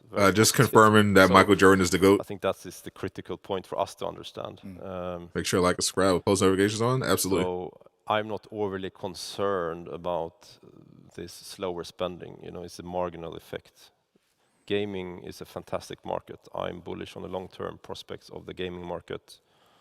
And I think it's the superior way of entertainment. The way to a discount. So that's usually a good strategy. Looking into our business, we are still continuing building. Versus first Avengers, buying every skin in the market. On the long some merch term, from my merch. And I think you'll join. we got some bread riding on this. Reinvest in organic growth as much as we can.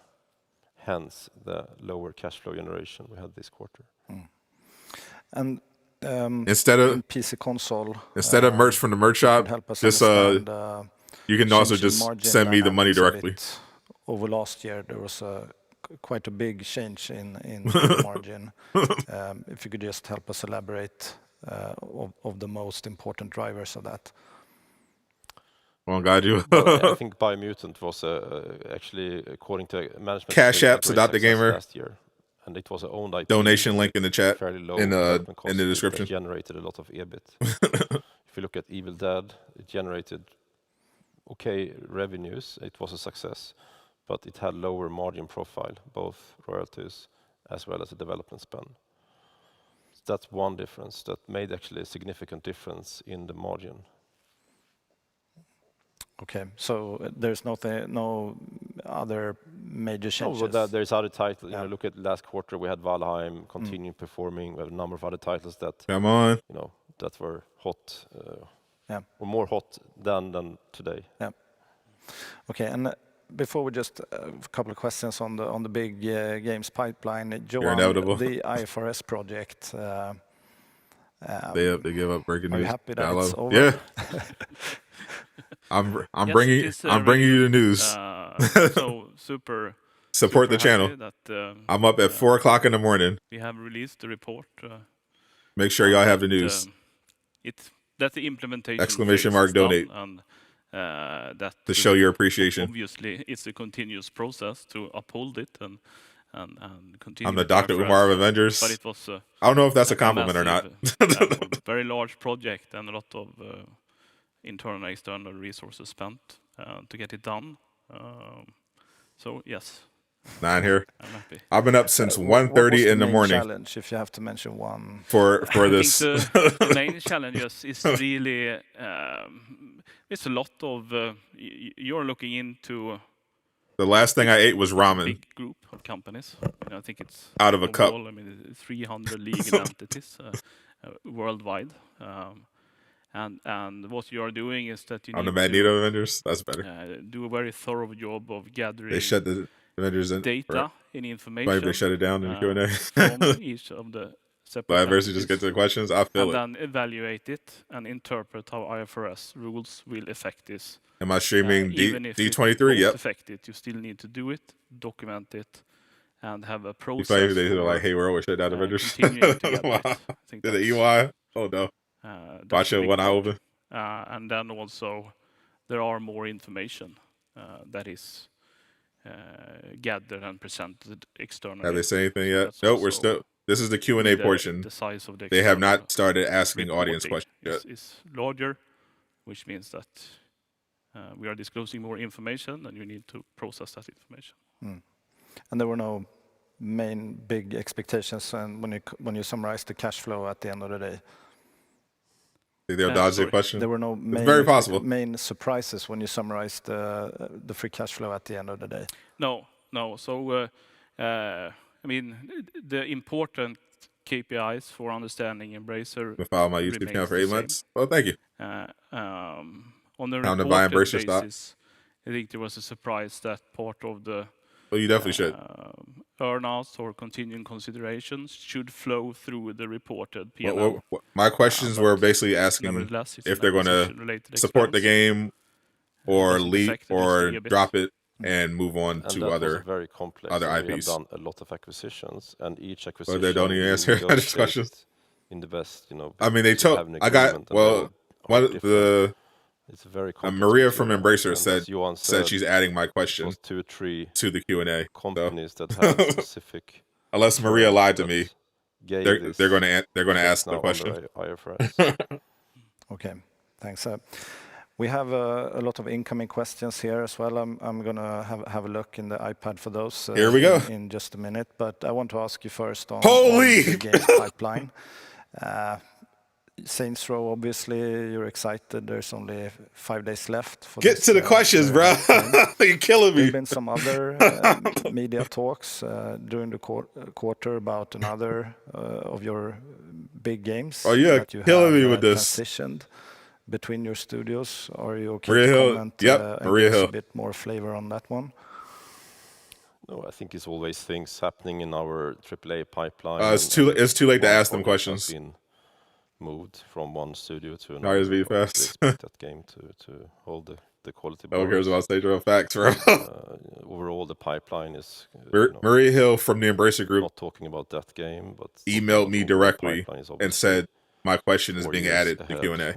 So there's things. They answer your question. We're locked in. Back. Me and Uncle Casual got y'all. Can you confirm that no one game cares about Woke, bro. was not part of your full year guidance this fiscal year?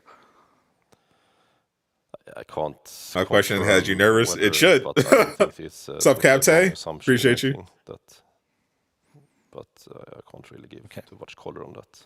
But you have clarified that you have 2 AAA releases in perfect timing guidance for this year. First, obviously, being Saints Row, and then the second one is the one that you don't mention the name, but we think we all know what it is. And I expect, is it fair to assume that that's part of your comments on the phasing with a significant increase in Q4? Yeah, I think that's a good assumption, and I'm actually I'm excited about that game. It's been developed under a very long time, but it looks bloody good. Okay. Tiny Tina Wonderland. We're waiting for the royalties. I guess you are as well. Can you comment anything more about? We're talking about Tiny Tina right now, bro. Holy! Timing of this is that? I think in general, Tiny Tina is a great success for both Gearbox and Take-Two. They now established a new IP. They troll, bro. Homie's trolling, bro. I swear to God, great engagement. I swear, homie's trolling right now, bro. Gearbox will have royalties coming through. Shout out Gearbox, shout out 2K, but come on, bro. Get to the Q&A. Okay. Before I let in the questions from the iPad, bro, maybe I would like to turn to the audience here in Karlstad. We have nobody care about the audience, bro. And is there anyone that would like to ask a question? Please raise your hand. I think we have a microphone, so we will hear you. They're doing audience questions. All right, hold up. Okay. We'll go into the questions from the iPad then. Thank you. I'll start off with a question from Simon Jönsson with ABG. He's asking, you expect 2 AAA releases this year, and you said that one of the group's AAA games have transitioned to another Casuals studio. there. Is that one of these 2 games expected this year, or when? No, it's not one of those 2 games. I think it's kind of the same question you just said. Yeah. On Asmodee, this is also from Simon Jönsson. Could you please comment on the seasonal pattern for working capital in Asmodee? We saw build up in inventory this quarter. What's behind that build up? And this is Fence. I know, right? Inventory is reducing. Oh man. Yeah. So for tabletop segment or Asmodee, the seasonal pattern is that our fiscal Q3 is definitely the strongest over the year. It's crazy. And that the cash flow. At least they're asking questions well. So we expect from the iPad. Strong cash flows in the second Your heart is on toy. of the year, so Q3, maybe beginning Q4. And where we are now, we are building up, going into. We need some suspense music. I don't have any queued up. Less or more investments going into Holy. Where we are now, and we expect to final countdown. Get benefits in Q3 and Q4. Try and get me a copyright claim. Thanks. It was absolute bulk of that inventory. Kyle in the crowd. Oh, it was a large amount, 800 million. Our next question is from Frederick Nassauer. He's asking, could you please explain the PC console margin drop? You mentioned higher customer acquisition costs. Is that the reason, or does it also come from Saber having to shift its cost base out of Russia, Ukraine, Belarus? This ain't the one. On the PC console, the margin shift is driven by. But if your stream stops when you get to Avengers, bro, imagine. Mix of the products in the quarter. Again, Biomutant had a very high margin and a high contribution last year. So basically, if you have more titles with higher development spend and more royalties, you will have the Embracer Dynasty. So the margins will vary over the quarters. So hopefully, when you have margins or titles with on your own IPs, such as Biomutant or Saints Row or other titles, you would have lots higher margins, basically, if the development spend are reasonable. So it's not really relating to any of the other. Quick recap, nothing to recap. We're waiting for them to ask a question about Avengers. Next question I have is from Lucas. Edge. He's asking, you reiterate the guidance for the coming years, while at the same time made acquisitions that are expected to add material to adjusted EBIT during the coming years. How should we interpret this in terms of organic guidance? Has That's that just been too much. sustainable? We're gonna leave the other question. I think it's two separate things. The acquisitions announced will be added to the financial I guidance. can't take this, bro. On top of the existing. Someone asked Miller to data mine the questions tablet. Yeah. Thanks for clarifying. And another question from Lucas is, how should analysts think of the mobile revenues? He got 2 questions? He must have paid them. And UACs. Sorry, how we should think about the steady state of? Growth in the mobile revenue, long-term mobile growth revenue, and UAC spending. Yeah, so when I look at the business plan, I see growing revenues and profitability from both or from all our this is where businesses, mainly earlier. driven by EasyBrain. Bro, this is crazy. And, you asked 21 questions. As well as Crazy Labs, and I'm confident. When he says it out the game, we were upgraded Durag road. There will always be, quarters with variances, but I'm sure they're asking very smart business questions. About we just happen to not care about any of these. Okay. I know, Martin, we have a lot of people from America waiting, and I love having these Q&A sessions, but perhaps we should wrap this up to have some Americans. It's the middle of the night there, and thank you. Sure, maybe we should show some love to the American. Kick off with that right now, and I know there's time for some questions after that presentation as well. Great, so let's jump on to the acquisitions. Thank you. Thank you, Martin. Wait, what? What's happening? Get these American questions. So, let's jump on to the presentation of free mode and a number of M&A activities this morning. And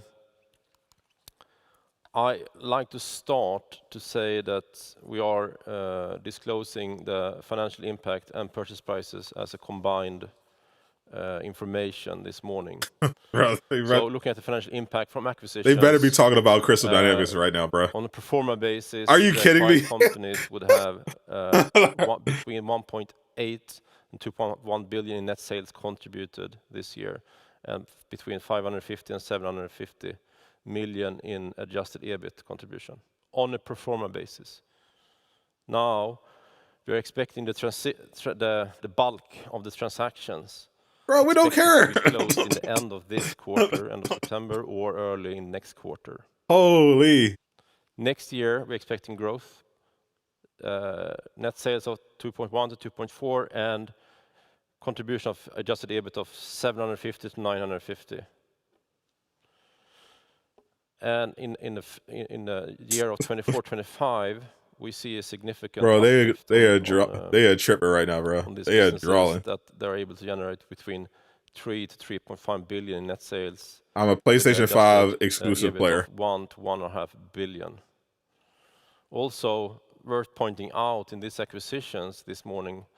They really interrupted the Q&A. Strong free cash flow for this generation before funding costs. It's expected to be in the range of 70 to 80% next year, and to be in the range of 85 to 95% in the future years. They're still doing questions, but holy. So looking at the transaction details, they actually thought we cared about this. Purchase price amounts to 6 billion, of which 4.2 billion is paid in cash at closing.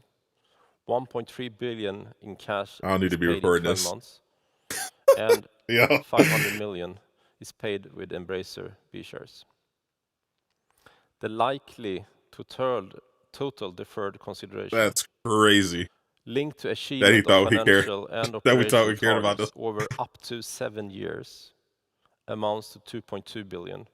Let's speed this along for the Americans. And 700 they want to know about the financial impact of this purchase price. The likely we don't care. Total consideration for the acquired businesses amounts to 8.2 billion. Holy. Ain't no way he did this. The size of the upfront considerations for the 5 announced acquisitions is in descending order Middle-earth Enterprises, Tripwire, Limited Run Games, Tuxedo Labs, and Syntrix. In addition to the 5 announced acquisitions today, Embracer has entered into agreement to acquire another company within PC. Literally, this is all their QA stuff. Q1 stuff. They did this earlier. This undisclosed acquisition is in the range of being among either the third or fourth largest of the transactions. Right. So let's welcome Lee Ginchard and Martin Lindell on stage, gentlemen. Who are they? A little bit now, Lee. Nope. Who are these guys? Regardless, you're on stage, and here is the pointer. Okay. Where do we go? Who are you and why are you here? Next. Hi. So I'm Lee Ginchard, the CEO of Embracer Free Mode, and next to me here is Embracer my Free partner in Mode, crime, Martin Lindell, who'll be helping me with the presentation today. So Free Mode is a global ecosystem of independent. This ain't about Crystal Dynamics. Exploring. This ain't about the Square Enix sale. In gaming and entertainment. Holy! As you can see from the slide, we've hit the deck. Sorry, hit the ground running with a very global ecosystem. So basically, what's happening is they paused the Q&A. Additional transactions so they can squeeze in all this stuff. We have 580 employees, 3 studios, 14 companies, of which 11 because they were looking out for the Americans. Over 6 countries. I just got to get some water. Oh my gosh! Sorry, Miller better walk out on stage and talk about Avengers for an hour. So to understand Free Mode and how broad it is, acting like we want to buy shares. Look at, the operating areas. Take it a water break. Take your time, by all means. The 11 operating companies. It's only 4:30 in the morning. Operate in. So we will start with the new area of classic and retro. Right. One of Martin's favorite topics. As you can see today, with the limited run games. We have almost 400 people here. News. That would be a pillar. And they're trolling. E-commerce and community is also something that's. Is it confirmed Aqua loves Avengers? Absolutely. To a lot of our businesses going. Aqua's here at 4:30 in the morning. World-class e-commerce. He loves Avengers. Confirmed. Companies that are very, very, very heavy in the community space that drive those e-commerce businesses. Devices and gear. An area very close it has to in the my first heart, half, not gonna lie. of which I've probably spent 2/3 Oh of my my gosh. life in. That means many things, of course. They really did. They really trolled us. They really trolled us on that one. Game-focused experiences. Remember the old Guitar Hero days? Those kind of experiences, and then just my brother in Christ. We don't care. You can never digital download. Get back to the Q&A. Play a game. Not yet, but maybe in 20 years. Who knows? Yeah. Game development. You're not going to really have a gaming company that doesn't have a focus in game development. So we have 3. Someone said he drinking ray tracing water. There, of which 2 of them are heavily involved in retro classic services. So again, we have businesses in the service sector. Oh my God. Servicing. Take your time, please. Video game business in general. It's only 4:30. The last mode is this is very fascinating. New idea and tech incubation, and that's a small group that sit with us in Livermore, California. That basically, just prototype. Boy. Look at things. We hope that some of those ideas turn into real businesses. We are down. We are down so bad right now. The business, and I also think talent. Talent from that group could actually be a group feeder system for us here at Free Mode. Bro. So from the areas of operation, this is kind of like our roster. Bro, there's almost 400 people in here alone. For ease of digestion, as it were. Waiting for Avengers you can kind of news. see what areas these companies operate in. And they got Steve, and they got fucking because as we're supporting these Bill Gates up here talking about free roam need mode. to support them with the right resources as well. We don't care. We need to understand every part of the business. So I think that's a nice, clean overview of that. So what does free mode do? Of course, what does free mode do? We believe that we've got an ideal balance of independence and empowerment for our independently operated businesses. Don't tell Aqua's parents. We supply them with world-class operating support. And we're there for the companies through the challenges and also for scaling as well. A lot of the businesses that you're seeing. We're looking at grass at 4 in the morning. And this is what Avengers has brought us to. You need help, and we're there to help these businesses scale. We are looking at financial PowerPoints at 4:30 in the morning. And of course, because of Marvel's Avengers, the ecosystem. We're now the 11th operating group in the wider ecosystem of Embracer.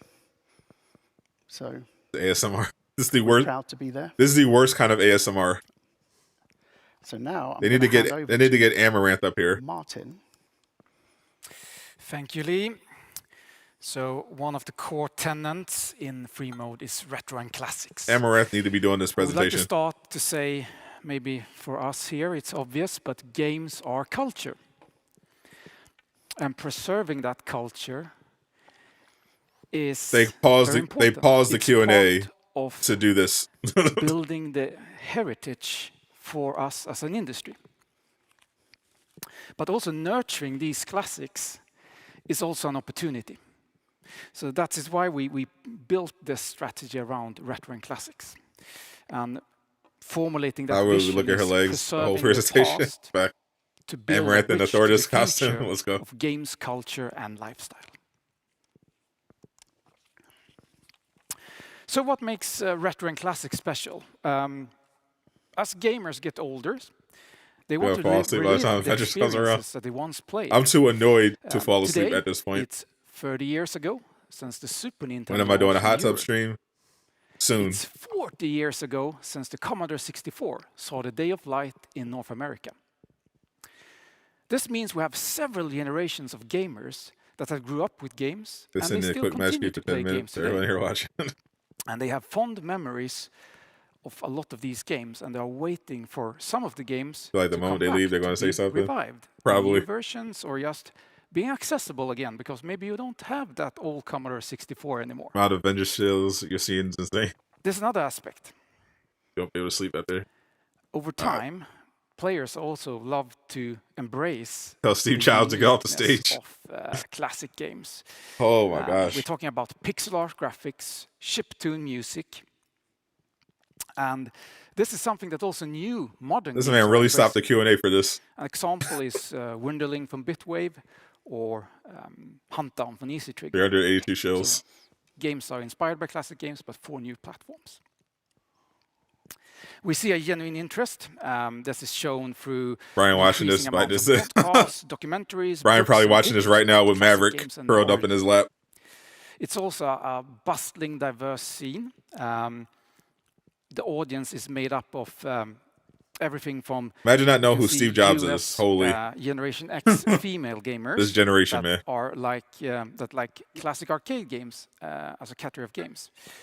We also see young emerging retro players that are growing up watching classic games on YouTube, or even getting their parents. Devs watch this like, what is wrong with people? Devs, if the devs are watching this, they're more nervous than we are. Core business areas we're operating in. Any devs watching this are literally afraid for their job. Is an iconic arcade games developer that is just managed punching by air. We are looking at a number of areas of opportunities. It could be through partnership or collaborations or by acquisitions. So there are many games that players. Oh my God! How long is this going to last? Come back or be reintroduced, and there are many ways to do it. The first one is simply republishing a classic game. It still requires a lot of work, getting a good representation of the original game. Oh my goodness. Curation with quality of life. When he said he was going to be considered of the American viewers, modern controller standards, I thought he was like, all right, for all the Americans that hear about the Crystal Dynamics information, here you go. No, we're talking about retro games and free roam mode. Major overhaul of a game. Imagine you take an original game, its story or characters, but you rebuild it from the ground up with new graphics, new gameplay, like a modern interpretation. Then we have sequels, which is a you just want to hear the words we're not supporting this game. A classic game. This could be in the shape of a remake, meaning a bigger budget, or actually staying more true to the original game. This is a matter of player expectations. What are their expectations and what do they think about the games? And there are many ways to experience classic games today. There's the convenience of mini consoles. Live audience probably asleep. There's services. I don't know if you're the type of person that would actually go in person to a Q1 presentation for the Embracer group. You're probably not bored. They are available as collectible cartridges to classical. They're probably on the edge of their seat. For example, 2-up games from Mega Drive.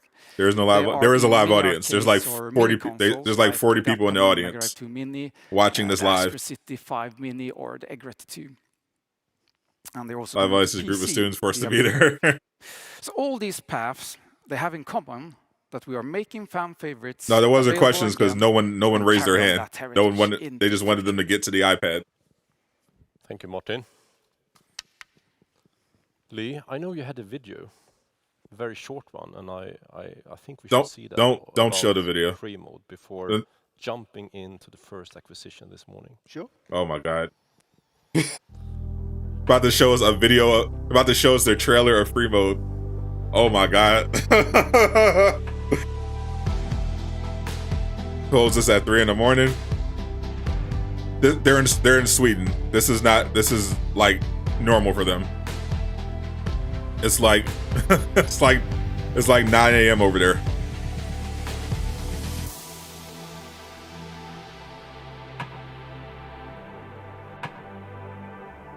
Bro, I have literally not cared less about a video in my life.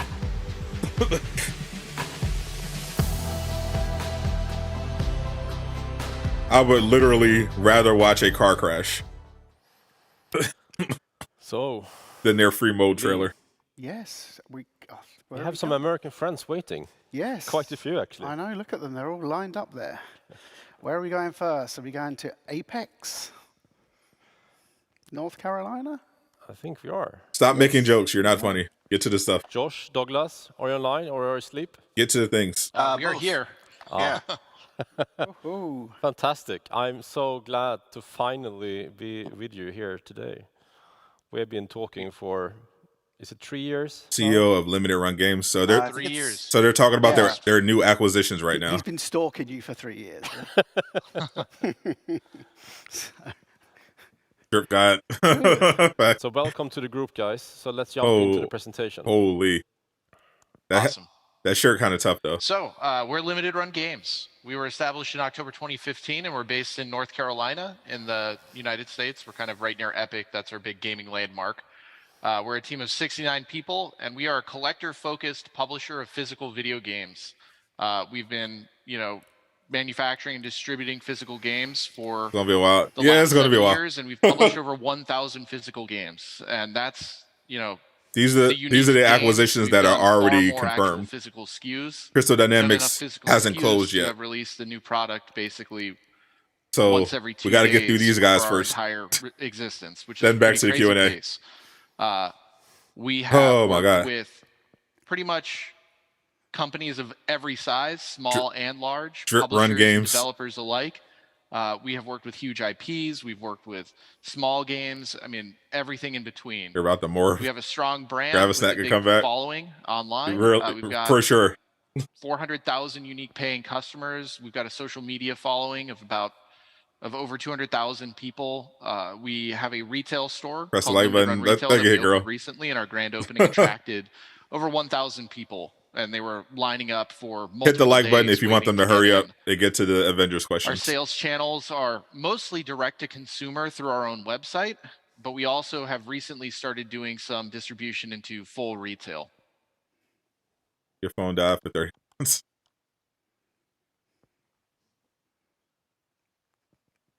Douglas? Oh, sorry. My screen delayed. And You I really was like, are you partly asleep over there. Yeah, I thought you got muted, and I was like, oh, what happened? No. Anyway, some Waiting of for you. Limited Run's biggest hits have included Shantae and Oh shit, Jay Shockblast is Teenage here. Mutant Ninja Turtles Shredder's Revenge.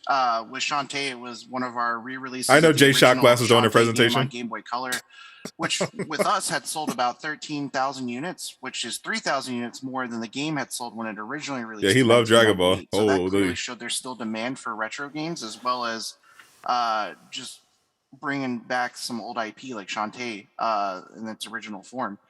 With Teenage Mutant Ninja Turtles Shredder's Revenge, this has been our top-selling game. It was also one This of the man just best-selling woke games up. on Amazon for several days. We released this on Switch and PlayStation 4, and it's been one of the This man got top the Super first-party Saiyan 2 Nintendo Gohan hair. releases, and it's been astronomical to see how well it's done. Why this man got the Vegeta? This man went to the barber like, yo, give me the Vegeta. Technical The issue. next slide. Go. The next slide that we'll wait for that to kind of catch up on my screen, but our next slide is a list of our popular titles. It kind of shows a lot of the big games that we've worked on over the All right, years. my This is I'm just kind check. of a I was checking to small make sure fraction of my the releases my we've tablet put had out. enough We've done battery things like power. Command and Conquer, Castlevania, Streets of Rage, Psychonauts, Star Wars, Stranger Things, Contra, We're good. Turok, Scott Pilgrim, Doom, Scott Power Pilgrim. Rangers, Metal Slug. So we've worked on the whole range of titles in the industry and released a whole lot of games. And it's been a pretty incredible journey to be able to get to interact with these IPs that Definitely recommend were reading very Scott Pilgrim. meaningful to me growing up, like Star Wars. I mean, that was a dream come true. So getting to do these things has been incredible, and getting to make these physical packages for collectors and fans has been a really great experience for me, and I've loved doing it every step of the way.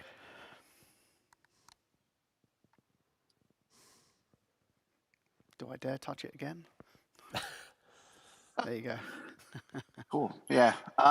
So with Limited Run, we have I'm okay. started a global I'll be doing expansion much and better obviously some retail if they would get initiatives. to the Avengers questions. One of the ones that we started in Japan recently was Super Deluxe Games, and it's a joint venture between Limited Run and our good friends 8-4 in Japan, who are considered one of the top localization companies in Japan. We're here for They've this. been in the industry for a very long time and are good friends of ours. You don't Another care if you have partnership things you we are love, stop starting holding to you hostage. explore, and it makes it even greater to be part of the Embracer group now, is with Clear River Games. We're looking They better to be saving the expand best for into Europe, last. Imagine. which will allow us Imagine to have Avengers further the best for distribution last. in Europe, and that will include direct to consumer and retail options, and hopefully provide better opportunities for our European customers. And then a pet project of ours that we're extremely excited about that we launched earlier this year was our Limited Run Games retail store. We opened that on April 30th, 2022 in Cary, North Carolina, which is local to us. And it serves as a great community building space and showcase. We're going to hold plenty of events throughout the year. Hey, Brian and the and dev team also by the other sell a American lot of friends. our Imagine. releases, as well as a lot Brian of took a retro flight to stuff, and Sweden. it's, something I encourage everybody to check out at least once if they can. Can't believe you made 300 people watch PowerPoint presentations for 2 hours. So Carbon Engine Back. is an in-house emulation engine that we've been building This is over reality. the last 2 years that is an ultra-accurate emulation engine that allows us to re-release classic games Let's on get some modern raised with platforms. Aqua so we get to the So this is, Super Oh, Nintendo, Nintendo, Sega Genesis, plenty of others. And I'm honestly we're able about to play take some those and very multiverses. quickly and rapidly develop Wow, wait, why high-quality, wait for this? ultra-accurate ports to modern consoles like Switch, Better Xbox, retention than your PlayStation, teachers. and PC. So far, we've done a few games. On the market right now is Shantae and River City Girls Zero. They But got we your email have Maria back. 3 more that are coming soon. We sold Bill and Ted's Excellent Professor's Retro not the gamer. Collection recently. I don't think this is Maria's fault. Back at our E3 showcase, A Boy and His Blob, a retro collection. For Maria that, tried and her Extreme best. Sports, which is another game from WayForward, who are good partners of ours. Can you We've imagine got plenty they're more in saying their ending development, support and after some all of this them are with waiting? very At big this point, companies, so I we're just want them to excited say something about reveal Avengers. those I over don't the care if next, they're announcing they're year or shutting the so. game down or they're supporting it Okay, for the next so 10 it's years. back to me now. So the acquisition rationale. So of course, this aligns perfectly with our ambitions in retro Brian got classic flown and out like an heritage. OnlyFans model. As I said earlier, it's a concrete pillar. You're really debating hopping on slap bang in the multiverse. middle of it. The Carbon Engine as well unlocks vast historic catalogs. Everyone tweet them. Definitely tweet the Embracer group right now, as well as the wider to industry. get to the Avengers questions. I said, you know, these guys politely do it from the engine right the way through to in the customer's hands. Tell them respectfully to hurry this up. I think also and get to the Avengers question. Expansion of limited run games. You know, we've got. Feel like you're waiting for a midnight release. As Douglas said, we have our clear except, games. Yeah, except instead of waiting for it at the release at midnight, areas of the group as well. You're waiting to see if the release is going to be canceled or not. Outlet as well. And the guys at Isn't She-Hulk? The She-Hulk show came out an hour and 48 minutes ago. I think, from me, I just want to welcome versus LeBron and you guys Multiverse to the Best group. Rivalry. I spent a couple of days out with you. Is he A crying? couple of months ago, and is he crying? I was just blown away with the team, the way you Bro, operate he's together. crying. It's like holy, he's I crying. described it as like some family of like 30 to 35-year-olds just sort of hanging out and working on these. On this crazy kind of timeline of bringing these. Bro, games out. he's getting emotional over a PowerPoint. Insane. And I love we all love what we do. Yeah. We're all big collectors. You can see behind me, I've got tons of stuff. Bro, you it's can just a see collecting's PowerPoint. just in Chill. my nature. So same thing with Douglas. You know, he's got statues behind him and loaded stuff. These are our offices. Bro, this is the crying Jordan meme. Look like. We love what we do, and we're super excited to be part of Embracer and get to work with the IP that you have. He crying over that free roam. And collector's editions to more people throughout the world. It's going to be an awesome journey. All that water. Thank you for this opportunity, Lars and Lee and everyone else at Embracer. It was a pleasure having you here, Lee, and we hope to see you more often. Cool. Hard on the sleeves indeed. Thank you, gentlemen. That is passion. Thank you. Thank you. Right. So let's move on to the next one that we announced this morning that we are super excited about. Yes. So I'd like to introduce Andy Jones, who's SVP of Strategic It's going to be a while. at Asmodee. They Asmodee have been bought like 5 companies kind this of morning. central and pivotal in actually bringing this. This is going to be a while. So I'd just like to thank everybody at Asmodee, including Andy, Steve, and Andrea. They got Lord of the Rings Again, too, so they're going to be talking about that as well. And Tom and Frederica from the Saul Dance Company, who live, breathe all things Middle Earth. That should be a 90. So, I mean, we're proud.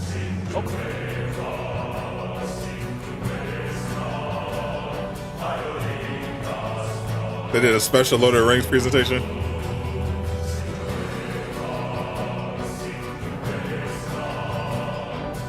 This actually looks like Game of Thrones. You go, car out of the car. Lord of the Rings, The Hobbit, Asmodee. Okay. Embracer Group is proud to acquire the IP rights to one of the largest, most enduring, iconic fantasy properties in the world, The Lord of the Rings and The Hobbit. That's actually good for them. Could I jump in? You can. Just to say, personally, hi everybody, and I'm absolutely delighted and staying up long as long as it takes. Part today on behalf of Asmodee, as whatever it part of the takes. Embracer Group, and as well as being proud to acquire the IP rights, I am, and we all are just absolutely delighted. Getting a timestamp in the description. Geeking out on it, to be honest. When they talk about Avengers, and I'm going to be recording, and we've known, and then I'm going to do I'll do a reaction. We'll do a recap, and then I'm going to end the stream and upload restaurants and bars from the video Nottingham to San Francisco and just about everywhere in between. And I'd like to say that I've really always looked forward to visiting Berkeley Hers whether actor that's can be heard, meeting please. Fred and Tom or and the rest of the Middle Earth Enterprises team. And I've always felt welcome. Take 1 second to answer. So many thanks for that over the years. When they talk about Avengers PS6 will be as out. well as the people, you know, as business partners, I found Middle Earth Enterprises always open to suggestions, totally knowledgeable around the worlds and the Don't IPs, kill Doctor Strange. the works. Get Time Stone. And of course, not particularly. I like Doctor very Strange. firm but very fair. You know, every time we've come up with some You crazy need to sleep. ideas. Fingers crossed, Avengers get I would say, supported. you know, I appreciate you, Katniss. is that you guys have been ideal licensors and partners. GTA 6 will be out. Especially because of your obvious passion. By the time they get to for Avengers, things Tuxedo Labs will be out. The fact that the team are great people who are really into what they do really helps. It really, really does. Personally, the chance for me to work with Middle Earth. Have I heard the rumors about Amber Turd being cast as Sue Storm? I have not. I don't believe it. It was a dream come true. 22 years ago now, and it remains so for me today. In fact, I could say that discovering The Hobbit and The Lord of the Rings in my school library, together with the love of We still have 373 more soldiers. Responsible for my career to date, to be honest. And of course, sitting at Asmodee with our living card game and Journeys into Middle-earth board game, Asmodee is a strong and established partner already for Middle-earth with over 100 releases to date. So now the opportunity to welcome you, Fred, and the team, me, into the Embracer family is perfect. I just could not be happier today. Thank you, Andy. The feeling is mutual. We've had a great friendship and a great working relationship, and I was really pleased to be able to tell the team, the small team that we are, that we would be joining you all. Games Workshop, and then as Meryl Fantasy Streep? Flight, and then Asmodee have been some of What's our Meryl favorite Streep doing here? licensees to work with, and the feeling is mutual. You know, you are like family, and in the best way, and you all have a great passion too for the property, and so with the prospect of being sold, That's your third wife. many of us were concerned, and then really thrilled. So I'm thrilled to be here, even though it's. Don't do Meryl Streep. Don't do Meryl like that. Fall asleep, but I didn't. She's speaking for she's speaking for all of us. And everybody about to fall asleep we're on this excited presentation. to join you all. Great. I'd like to bring in Tom now to kind of go through the summary of rights, because sure, you know it all. Hello, everyone. Rest in power, Betty White. I'm also delighted to be here. I've worked with Middle Earth Enterprises for a very long time, and it's really heartening to see this transaction on the verge of closing. Yeah, hang in there, chat. It's going to take a while. Really, as you can tell from Frederica, they got a lot of acquisitions this morning. Nice to see such a nice outcome for them. I'm here to give you a quick overview of the rights held by Middle Earth Enterprises, in case you're not already aware of it. I should say, because we get a lot of questions about this, that Middle Earth Enterprises is not the Tolkien estate. The Tolkien estate controls the book publication rights for The Lord of the Rings and The Hobbit and the other Tolkien works. The rights that Middle Earth Enterprises has include. They got Asmodee. This group, video games and board games, tabletop games. They got Tripwire. We have film rights, including Sing Tricks, Limited Run. Licensed the New Line Cinema, Tuxedo Labs, and Hobbit films. A wide array of merchandising rights, including for hotels, restaurants, other services, clothing, all manner of products. Yeah, this is going to be a while. With limited exceptions. We jointly control with the. They spent a lot of money this morning. The right to develop theme parks based on the works. We also have the right to adapt the Lord of the Rings and the Hobbit for stage productions. And while our current rights are limited to the Lord of the Rings and the Hobbit, we do have matching rights with respect to Tolkien's other works that relate to Middle Earth, including most notably. Wish you could just fast forward this part.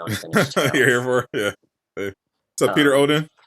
How did we get here? Peter Odin in the building. Through sort of how the Saul's Ants company came to acquire these rights and what we've done with them over the last 50 years or so. Fred, do you want to kick it off? Sure. It was really a lucky happenstance when Saul's Ants worked with Michael Douglas to make One Flew Over the Cuckoo's Nest. Yeah, make it up to 6 p.m. And it was so successful, it was distributed by United Am I playing Artists. Madden now? And won a number of Academy Awards, and United Artists was excited to work with Saul again. Well, Said, multiverse. what's your next film? And he said, I don't know, but it's going to be based on a book, I'm sure. Oh my God. And because he was an avid reader, and they said, well, you know, we have these books, The Lord of the Rings and The Hobbit. Have you heard of them? And he's like, yes. Do you want to buy the rights? Can you please put a timestamp? Like I said, when they get to Avengers, I'm not going to update the stream. I'm going to make a separate video that just has the part where they talk about Avengers. It was thrilling. The rights came with Ralph Bakshi, who was already working on the animated feature, and we released the animated feature in 1978. It didn't receive the kind of economic commercial success that everyone had hoped for. And so the second part of it was never released. You're on Avengers while still watching this? That's something else to consider. And then years go by and things happen. You might as well just pull up a game while you wait. The English Patient, it's going to be a while. Distributed by Miramax, and those then all of a sudden there's more interest in these rights for The Lord of the Rings and The Hobbit. It's 3:58 in Louisiana. New Line enters the picture with Peter Jackson. It is 5 a.m. right now. Where I am. So the tremendous success of those films really Avengers, you don't feel like changed getting out of bed. the world for all of us once again. These books, as you know, they show you, have exactly. had an ebb Captain and is a flow, proud but show. Always, the interest in them always increases. So yeah, McCallie. And when they were written, the author never thought he would. He didn't think that he was going to have the success he did, and his publisher didn't either. But this, I think we're second in the world to the Bible. Chilte. And Miranda Presley. There are fans everywhere. We're in 75, the books, I should say, are in 75 languages. I want to distinguish between us and the estate who own the publishing to the books. But all the adaptations of the books, whether it's the films or things not film related, like The Lord of the Rings Online, or the stage plays, or some of the games that'll be coming out in the next few months, are all from the literary works rather than from the film assets. Bro, if they don't talk about Avengers, I'm gonna punch air. And then a wall. Most recently, we have the Amazon series, which is about to launch in just a couple Dr. weeks. Awkward, what's up? Breaking news support for Marvel's Avengers has ceased effective 1 month ago. Cinema films and the Playing Bayonetta 2. The underlying books. So it's a combination project of sorts. Your run drop films of the rock out. September 1st. Ugh. And now we're with you guys. Yes. And we are so excited. And I'm only 35 minutes from you when I'm home, so I can come and visit you whenever I want, or whenever you want. Yeah, yes, you can. Exactly. I want him to cry again. Okay, so again, the rationale for us here, I mean, again, this is totally in line with the Embracer's IP-driven transmedia starting strategy. She-Hulk. I mean, might as well. It's, again, straight bang in the middle of this, yeah. Middle-earth Enterprises will be part of Free Mode and will continue to be operated by the team in California. So that's fun. From my perspective, coming on. Bro, trying to get in the DMs while in presentation. Yeah, I definitely peeped that. This is huge. Like, oh yeah, huge. I could visit you. You know, you can visit me. Yeah, I see what you're doing, bro.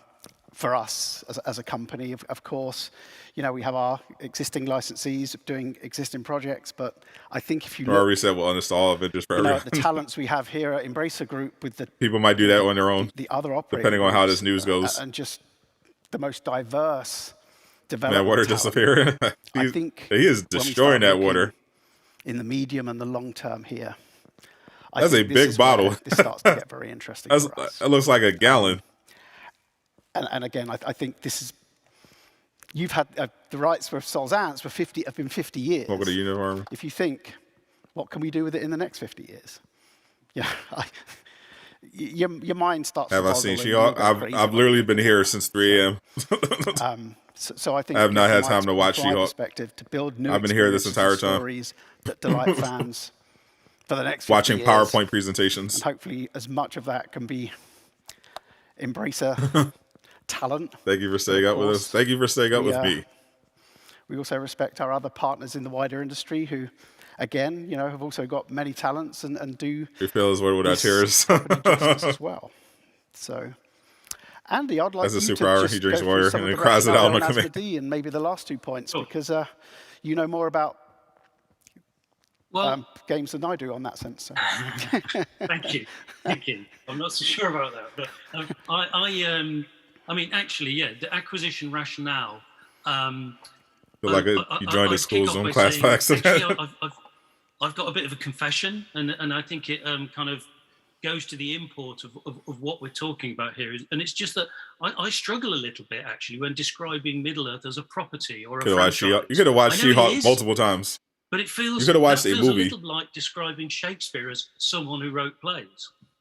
Day Shift with Jamie Foxx is on Netflix. I was watching a little bit of that earlier. Fantasy, continuing to inspire generations. You could have watched that entire thing plus She-Hulk. Like are really, really and rare. we still wouldn't be on so Avengers I just wanted News. to get that off my chest. That I couldn't be more excited. And I remember a while ago when Lars asked me. This started at 3. What do I think about the idea of acquiring these rights? And the summary on the page here, you can see that across all areas of the Embracer Group, there are many, many great fit opportunities. You watch the entire Harry Potter franchise, you still get to the Q&A. I'm mad they got to the Q&A and then said, well, we got to be considerate of our American friends, so let's pause the Q&A. And from board games to card and give us games some to role-playing PowerPoint presentations, games, like, every bruh. form of tabletop games. And you can see that the Lord of the Rings and the Hobbit would just fit right in. It's absolutely perfect. And we're already an established, long-standing partner. You watch She-Hulk and Stranger Things. Games and card games, and many, many more to come. All 4 seasons of Stranger Things. The Things. Opportunities are there for further media projects, whether live action or animated, together with a very wide variety of consumer products, location-based entertainment. All those people for 2 hours. Many, many more great. Became a successful businessman because of stream. That we're sure. I'm glad it helps you out. Of all ages. At least we got something out of this. And when I look at this list, I actually honestly believe I don't think there is another group that can cover all of that. I really don't. Loki intensifies. Embracer is the perfect home. I really do believe that. And it's worth emphasizing that we know that Middle-earth Enterprises has some very strong and well-established. You watch the entirety of One the Piece. Embracer Group. We have a long history of strategic partnerships. Bro, they didn't just announce a road. They have they've shown us 30 different roadmaps. Back to Lars, and Avengers can't do one. I kind of felt a bit put on the spot, but my initial reaction was, you know what? They've shown us a roadmap every 20 minutes. About fostering worlds of imagination and creativity in whatever we do. And fundamentally, that will fall down into 2. Why are we watching this again? All that information is in the title of the stream. And Middle-earth, let's be honest, Middle-earth is the biggest, oldest, most enduring and influential fantasy world. I could have driven to the location by just putting it down. If I could get to Sweden, I would. I'd be like, because anybody guys, hurry up. Interested in fantasy will touch the Lord of the Rings and the Hobbit Speed at this some up. point on their journey. Get to the Avengers stuff. Absolutely inevitable. So talking about the acquisition rationale, the world of Middle-earth, the Lord of the Rings, the Hobbit. I think I'll be up by Thursday. Both in its legacy and in the future potential for the Embracer Group. Honestly, I might, depending on how long this goes, I might skip Thursday reset. It's compelling and it's very, very, very exciting. And our journey in Middle-earth. Or I'll do one raid. Yeah, absolutely. With Jane Foster and then dip out. Delighted to be here and part of this. Okay, well, thanks for that, Andy. I think we are done now. So I'd like to say goodbye for now. Bruh. And I'll be out to see the Berkeley folks when I get back. You better mean his portion is done. And how much fun we're going to have together. Look forward to it, Lee. Thank you. Thank you. Thanks, Andy. Welcome to the group. Thank you. Right. Thank you, Lee. Thank you. Bye. Move. So let's head over to some other parts of America. I hope they are awake. We're still awake. Early in the morning, I imagine. So, Alan? Yep, I'm awake. Oh, fantastic. Oh, Tripwire. Matt, are you there as Oh well? my God, I forgot Tripwire. They bought Tripwire too. I should have slept a little longer. Not that it wasn't exciting and interesting, obviously, it has been, but I can always watch the reruns, you know? Well, I'm glad that you're staying awake. We Americans don't give up. And could share the news with us from this morning. So why don't we jump into the presentation and Sure, we'll make sure that we're as quick as we could possibly be, so those that want to sleep can sleep, and those that want to work can work, depending on where you are in the world. Yes, please be brief. I just want to say a brief. Keep it very brief. Tripwire. This is a deal which has been in the making since before I joined Embracer, and Tripwire played a huge role in Saber's success, and really, in many respects, set us up for our own acquisition through our partnerships. And through the relationships they're going to go over all their acquisitions from this morning. It's an absolutely fantastic company. I like to think of it as one of the remaining great independent developers in the world. And I'm just King Dynasty's going to be out by the time we get to Avengers. You know, to have Alan and his team. Oh my gosh! As part of our group at Saber and part of the larger Embracer group, and you have my word. They look like Edward Norton. You know that I preach synergies more than anybody. We'll be attacking that Lord of the Rings license, finding opportunities there. Probably gears already. Turning. It isn't shows going to each other's next. About the things that we would like to do here. And between that and their own IP, oh my gosh, such as Killing Floor and Maneater and Red Orchestra and Rising Storm, which I think I finally got right because normally I say Rising Orchestra and Red Storm. 366 people still here. It's good that even at 5 a.m, I can finally get something right. I'm going to just turn it over to Alan and let him talk a little bit about Tripwire. I know he's got to be exhausted too. I don't know if you're in England or in Atlanta right now, but or you're probably jet lagged if you are. So I'll let you get to it, and we'll move on to the next one. Thanks, Matt. Thanks for those kind words. Really appreciate it. Now we have 372. Yeah, I'm in Atlanta this morning. I'll be in some other place tomorrow. So let's crack through before we all collapse in a heap. This is a company that was formed the best part of 20 years ago out of a mod team. It's the mod team that won the first Make Something Unreal contest, bootstrapped in 2005, and went on to be one of the very first non-Valve IPs on Steam with Red Orchestra. I don't think I've played any of their games. That team now, you'll see it listed here, probably about 120 years of experience in the video game industry between that team listed there. And for those concerned about diversity, I'll just point out that a full 50% of the C team is female. But looking at the IP and everything we've generated there, everything we've done has been with our own money. The profit we made just getting turned back into new titles. There's been, as Matt said, the original Red Orchestra, went on to Killing Floor, which was a breakout hit back in 2009. Red Orchestra 2 in 2011. Rising Storm breaking out from the Red Orchestra franchise. Killing Floor 2, and let's be clear, Killing Floor 2 is a title now with over 30 million owners across all platforms. And breaking out into a different direction with Maneater. For a change, we decided we're not going to shoot people, we're going to eat the people who shoot people. So that's all been great fun. And we now produce our titles across all major platforms. Let's skip Maneater had a DLC story out on. Got the controller. You skip forward. You skipping forward. So over me? So you literally play a shark and just eat people. Whatever makes you happy. Let's do it. Just woke up. Did you miss anything? Okay. You missed us being disappointed. Rationale, or are we no, we're not. Continued growth to they're showing us everything except Avengers. I know it's late. They keep delaying the Q&A. Okay. 2-3 years ago, we span out our own publishing division. That started off with some smaller titles, but really hit its stride recently with Chivalry 2. The whole rationale for this publishing division is to really support You're a those shark who with follow in our shark with footsteps, powers. independent developers with great IP, those who will be best served by a publisher with a very developer-centric mentality.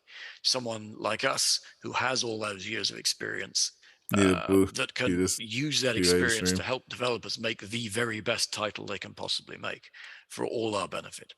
The only reason I'm hanging around is because they said they're going to have time for more Q&A after the presentations. In its launch year. They want because they're apparently running over on. They wanted to make sure that they from launch.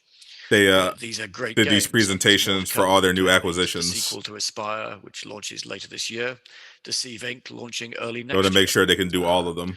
Now we're really looking forward, especially working with Saber and with Embracer on both of these, on our own internal IP, the opportunity to really change up. Hopefully, they speed through these presentations so they can get back to the Q&A. Self-funding limits you dramatically because they only answer like really 5 questions. The opportunity to accelerate on the cadence of producing our own IP and cranking that out the door, as well as adding new IP to that. If they had talked about Avengers, the stream would not be up. The opportunity to dramatically I'll tell you that right now. Rather than doing one title a year, we need to be getting up to. I would be ending stream and either making a video of the caliber of or watching She-Hulk. Aspire and Deceive.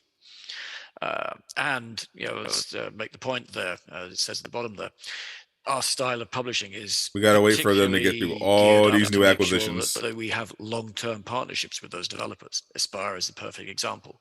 Did the first game with them, they came back wanting to do the second one. There's at least 2 more companies that they acquired. No qualms about doing the second one. Okay, they're doing all their new acquisitions from this morning. I think there are at least like 2 more companies. Been continued growth to sustain a relentless pace. Do we run out of alcohol? If you look at the cadence we've managed purely off our own bat over all these years. Also keep in mind, we pioneered doing seasonal content updates all the way back in 2009. What today is looked at as being either games as a service or live ops. There's a whole other area where we can get massive synergies with the Saber. Pretty sure I have Disney Plus on my TV. Really turn the handle more and more effectively on doing live ops for all our titles and for published titles. We just want to see ourselves accelerate. We have all the properties and we have the opportunity to create more properties. We can bring a lot more into the publishing division, and I'm really looking forward to doing Miller. So we can just now really get our foot on the gas. What up, Miller? I think that's everything I need to say, Matt. You're here to join in our suffering. Well, look, I always find it hard to talk. I know it's pretty early in Canada too. British accent because I just sound so stupid with my accent. But I'm going to try my best to follow that up with some relevant information. I can tell you that this is a no-brainer. The strategic rationale on this one. I mean, this is the type of acquisition that Saber has done and that Embracer did when it acquired Saber.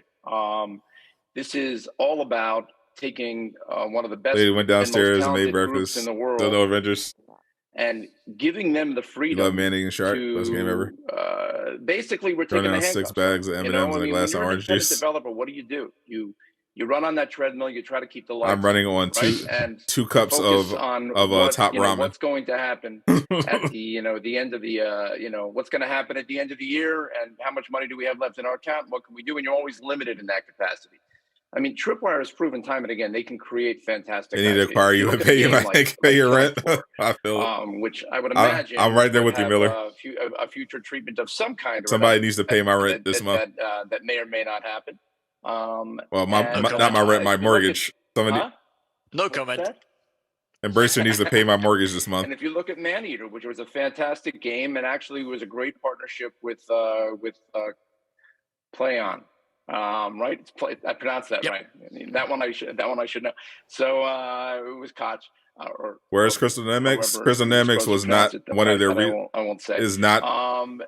Under their recent acquisitions because the deal hasn't closed yet. I mean, you had some great partnerships. They're talking about the deals that they closed this morning.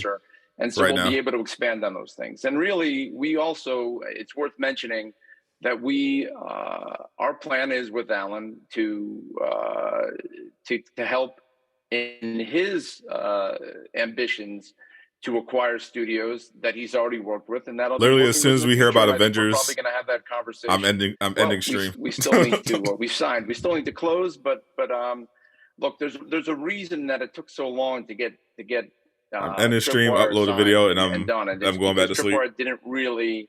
It was doing amazingly well on their own, and so this was finding the right time and the right place and the right figure. Is it bad that the only one game they showed you played? Not really. And we're very excited about the prospects of the future, and I don't want to bore This everybody. is praying right now for more funding. We have one more I acquisition bet. to announce, and so I'm just super excited to be, to have a team that's. I thought he said he was going to keep that this I can brief. fly down on my own plane to visit anytime I want. That's fantastic. Thanks, Matt, and very welcome to the group, Alan. He has his own plane. Look forward to meet you Baller. finally one day. Okay, so Matt, let's jump over to the acquisition of Tuxedo Labs, a bit closer to Karistad. A bit closer. Brief equals 30 minutes. This will be Saber's actually second studio in Sweden. This is Tuxedo Labs. I know that Dennis is a humble guy, and so this is the guy. This guy. He says he's going to be brief. Technical genius might make him blush, and the Swedes are known Funny, for. he rushed to guy giving the questions. Now he's bullshitting. But exactly. I think in this particular case, we can make the statement with all certainty that Dennis is a unique talent in the game space. Saber has, and 3D Realms, which we own, have experience working with Dennis when he was doing Mekon back in 2005. I don't remember when it was, but it was a long time ago. I had more hair and less gray hair. This is going to take a while. No money in the bank account. So, Embracer has a lot of money. Been able to have done and they what bought we're doing today, which is fantastic. Bought a lot of They're doing it companies now. recently. But Dennis has been a pioneer in the area of game physics. I think there's at least one more building a team acquisition they made this morning in Malmo to basically exploit that very unique capability. That I would be. I don't know. Once again, I know the Swedes always don't like it, but he's like a unicorn. Dennis is, They covered limited run. Something special about what he does. They didn't do Sing Tricks yet. I don't think. As a technology foundation, has they did Lord of the Rings potential and in terms Asmodeus. of, the way we can expand this thing, or Roblox, whatever. They're doing Tuxedo Labs right now. We think it could be a they real did Tripwire Interactive, and I think this is one of those companies which is they did free a mode hidden gem. And frankly, I'm pinching myself that we were able to, get these guys. Don't think they did to join us. Tatsujin yet. I'm sure it was Lars's charm when they came and visited us. And there's also Bitwave Games in Geotech. Holy! But at least I can take credit for pointing out the opportunity and trying to make that happen. So anyway, welcome to both of you guys. And Embracer has entered into an agreement to acquire another company within the about PC console gaming. And I think I've I've never already announced given that one. the rationale. So, but I'll give it a little more. Dennis and Marcus, are you online? Yes. Fantastic. Welcome. Thank you very much. It's going to be a while. Thanks a lot for having us here today. So just a little background. I am the founder of Tuxedo Labs, and it's started as a solo project actually many years ago. And over time, it's been growing to a team of 6 people. And we're a very technology-focused company. We want to let technology be like the centerpiece and kind of build the game around that instead of the other way around. We also make all technology. If you're looking for a company to invest in, I think it's quite unusual. You should definitely invest in the Embracer Group. For a company this size. They're definitely trending upward. And Teardown, which is sort of a sandbox heist game based around this destructible voxel technology. They're a smart company. They make a lot of good investments, and their financials are really impressive. The 1.0 release in But April. I'm trying to hear about Avengers. It's done very well on Steam with 96% positive reviews and has sold 1.2 million copies so far. And what excites me really the most about Teardown is that the modding community. We have a very active modding community. Yo, bye, Embracer. And we took that decision pretty early on. Okay, Elon. Actively add and support the modding to the game, and it's just amazing to see all the new content that comes out every day that people add. We also see a lot of people coming to the game and playing the game just for the user-generated content. If you can buy some Embracer stock, I would definitely it's almost become like pick some up right now. Platform of sorts for voxel-based games and experimentation around voxel-based games. And it's really fun to see all the creativity that goes into that, and it's definitely a direction we nothing that you care about further. And I'm really happy to be part of Saber and Embracer. Saber has been huge fans of the game for a long time, and I think we share a lot of the same vision. If they talk about Avengers, you will know. Gameplay and voxel technology. I'm also personally very happy to finally be able to focus on Embracer stock price will skyrocket when they announce Avengers 2. I love the most, and handing over you mean Tank? Business side to Marcus, who's been with us since the beginning of the year as a project manager, and has a lot of experience running a game studio and the studio that we're building up here in Malmö. And I think together with Saber and their expertise in a lot of things and the resources they bring in, it's going to be really fun. Wait, I might as well design the thumbnail. This will take us. I gotta make my. Yeah, and I think I gotta make my very well, but Marvel's Avengers is dead thumbnail. We have with our just in case. With our tech and our voxel engine is kind of amazing, and I think we share this with Saber and Embracer, and I think together we can reach new audiences that we would never be able to on our own, and we can create amazing new stuff that I think it's gonna be a while. I might as well make a thumbnail. So I'm very eager to get started and see what we can create in the future. We already are. Make a couple thumbnails. I think it's amazing what you've been able to do. Mods take over sell for the me. number of units that you've sold with no marketing whatsoever, with a small team. And we're just salivating at the prospects for what we can do with Teardown, because literally Teardown is just on one platform right now, and there's huge opportunity to move that. There's no multiplayer, right? I mean, I'm not going to announce all of our plans, but the point is there's tremendous potential even to take your existing product and to monetize it in crazy ways at huge margins. And then there's what comes next, and what comes next is a lot of why I'm trying to see through, Dennis's mind right now as I'm looking into Zoom to try to figure out what he's got in there. But I know whatever it is, it's going to be revolutionary. And I can tell you, I've spoken to some of our biggest partners, and they've expressed tremendous excitement about the possibilities for what we want to do. And I know this is a very American thing to do, to mention, games America. like Minecraft or Roblox in the same sentence. America. But that's the have and what we can do and the platform that we can build. And the user-generated content is a massive component to that. And so I'm super excited, and I think that's the only rationale we need. Not only that, but I'm in Sweden a lot, so it's an easy trip to see you guys, and I'm happy to do it, and I'm looking forward to it. So me too. Welcome. Yeah. So you're welcome. I guess it's. Dennis, Marcus, very welcome to Embracer Group and Saber, and Matt. Thank you so much for staying awake. We are a bit over time, and sorry everyone, but I think it was relevant. It was a lot of information this morning for you all to understand and listen to the information given. Back to Q&A. So I think we will leave America and Malmö and head over to the final bit of this and had a bit of Q&A on the M&A Thank side. You need me, Lars, for this? That's fine. That's fine, Matt. Now you can take the sleep. This will be a quite short Q&A on the M&A side because I know time what is it is. 11:30. You just don't want me to say. You want me to say anything inappropriate, so you want to get me off the call. You never do, Matt. You never do. Have a good sleep. Sure. Thank you. Thanks. Thank you. Thanks. All right. All right.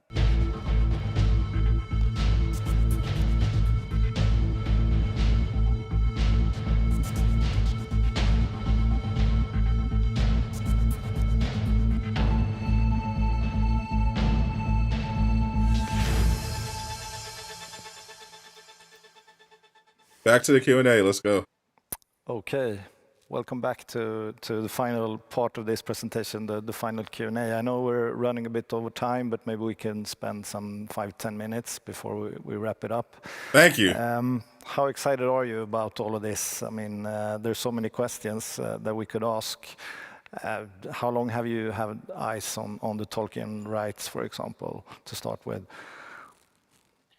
Well, I think we all know Tolkien, and I think we all have been, playing the games, reading the books, and watching the movies. But this opportunity came about, I think, like half a year ago. It's been a complex process. I think we wouldn't, be able to do it, but it was a complex situation, and I can't go into the details. That actually made, I think, Embracer the perfect buyer of this, and also appreciate that sub. Welcome to Durag again. This group, rather than this ended up elsewhere. So I think with the strategy of Embracer, we are sometimes, I wouldn't call it the preferred buyer, but I would say it's a bit easier to make transactions, because there's a lot of other relationships that could be very complex sometimes. There have been a lot of incoming questions about how is it structured? Can you clarify what are the rights? Can you share any more sort of clear I think the rights is quite fairly clear in the presentation and in the press release. Get to the iPad questions. There is close to 50 years of work and contracts and trademarks, and there's thousands of trademarks filed, So there is a lot of, obviously, legal history of this. There is a lot of external business partners, both existing products on the market and upcoming products, including gaming. And I would like to highlight that this will be a standalone business, and it's important that we're keeping those great relationships and are very professional. And this is including, obviously, all other gaming companies that have or are making projects. And hopefully we've been showing the industry that we're able to keep our own business separate from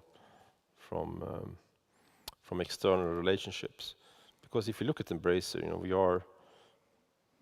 are part of the industry in a way, in a bit different than other gaming companies. So for us, it's just critical to have that relationship. So that's important to highlight. Is it possible for you to share any sort of concrete plans, what product you're going to be able to do from this, from a transmedia perspective? I think it's too early. Obviously, there is tons of ideas. In the respect of the property and our teams and everyone, I think if you do something on this property, you need to be world-class, long-term. You need to have an amazing plan. So it's not something you do over a few weeks. We can just see there is enormous interest. There's tons of opportunity. And I think one other thing I would like to highlight is having such an iconic brand open up a lot of other opportunities for the group, for people obviously recognizing that we have this IP and would like to work with us, and including both external developers, but also he's talking about Avengers without talking about Avengers. Said here, what could we do over the next 50 years on this property? Because games are takes a long time to make, they're expensive. You put all your energy into it, and you want to be able to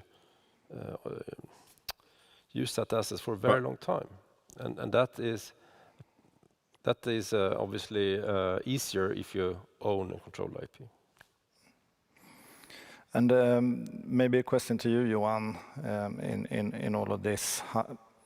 You have a couple of deals now that you are yet to close, and how much of this contribution that you commented on this morning, the number, do you think will be able to consolidate in this year? I think we gave there was some color on that in the press release. So obviously it depends on when closing actually occurs. Just finish She-Hulk. Oh boy. The color from the press release is about half, I think. Yeah, so we're expecting it to close roughly end of this quarter, early next quarter. It's filings, so you can't really know exactly, but roughly half potential. Oh my God! Hurry up! Just ask my question. I noted that free mode also included Embracer's first studio in Japan. He's not even looking at the iPad. Is that the market that you would like to expand in further out in the future? Well, I love Japan and the Japanese culture and games development. You can argue they are like the foundation of many of the most iconic IPs in the world. But in the respect of the culture, it takes time to understand, build relationship, build trust. And Karistad is also a bit distance from Tokyo. This is hilarious. So you need to have the time to actually, spend time there. Now we're having a number of people from the group working there, but still there is enormous potential. We'll take this slow, step by step, and hopefully we can show what the people and the industry like to see, and with that respect we can hopefully bring more developers into the group. There was one acquisition that was not yet disclosed, but you still commented on it, and I just wanted to know, is that undisclosed acquisition part of the numbers that you provided? Yes. Okay. So they're included in the purchase price and the financial impact. And I guess you hope to be able to announce it in the near term, or? Let's see. But at the moment we will not specifically announce that acquisition of commercial reasons and yeah, this is crazy. Fantastic people, company, but there is various commercial reasons that you might one day just understand. Yeah. I know we should close it here shortly, but just some final ones. I think I read in the report this morning that you mentioned that sort of sellers' expectations in general have actually been revised now. If you would like to share some more color on that and what you expect going forward. There is a lower activity. I think they is intentionally avoiding the Avengers question. Quality companies that have strong cash flows, strong IPs, there is still a strong market, I would say, with the competition. Perhaps there is a slight decrease in expectations. That guy actually looked right at those Avengers questions and was like, "Yeah, I'm not going to ask any of these." Not that core for many and doesn't really have an edge, or they have a need for capital, or I think it's much lower valuations. At the same time, we are not acquiring EBIT, we are acquiring great companies, IPs, and so on. So we are really interested in touches beer to take a shot. I wish I had alcohol right now. For example, in mobile, there is quite a lot of assets available. So is it fair to say that you view this as an opportunity and you will try to grasp that opportunity? And I know you have a leverage target that, could you go above that temporary? For how long could you do that, Johan? Yeah, so the financial target we have is that we should be at our next forward-looking. Yeah, we saw how they handled it. He basically just asked a couple of questions. Then they interrupted it. Inorganic growth opportunity. Now he's not even using the iPad. Above that, but then we need to see that we are able to reach the target in the medium term. And as said during the presentation, the free cash flow, or the cash flow generation that we expect this year, we expect a strong cash flow generation. With they're doing this on purpose. Yeah, 100%. Announced this year, we expect to be. They're well aware that people wanted to know about Crystal Dynamics for the end of this year, even if not just for Avengers. We also disclosed that these are cash flow generating. They're intentionally avoiding questions about the Square Enix deal. Of course. Okay, thanks.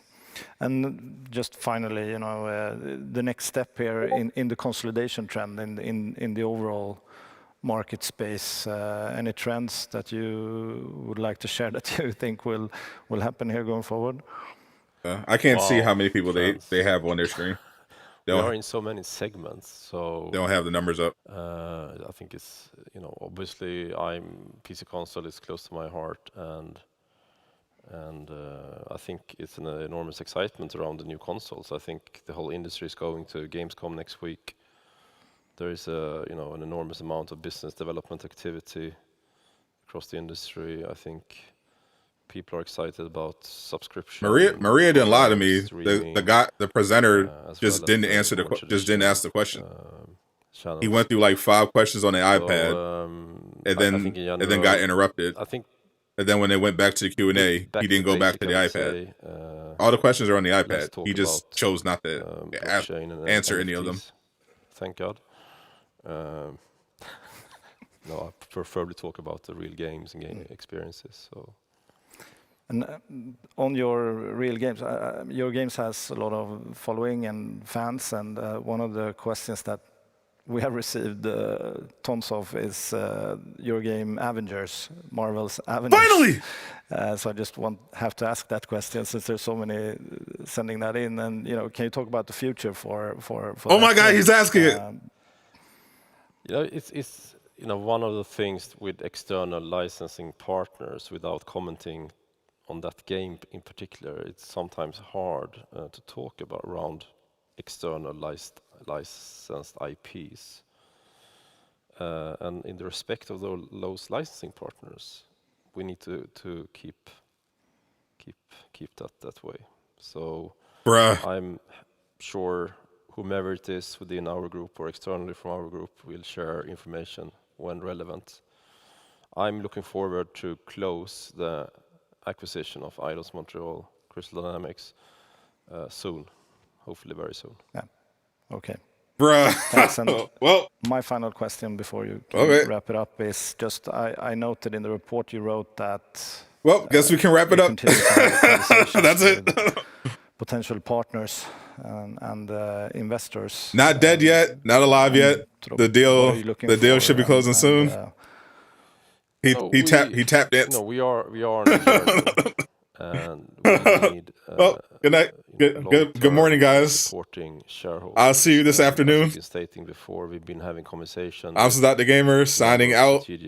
Bye. Thank you for hanging out. There is a number of active dialogues, you know. Whether it's a partnership or partnership and equity remains to be seen. Well, I'll see y'all later. At least I don't have to upload a new video. Bring in some. All right, cool.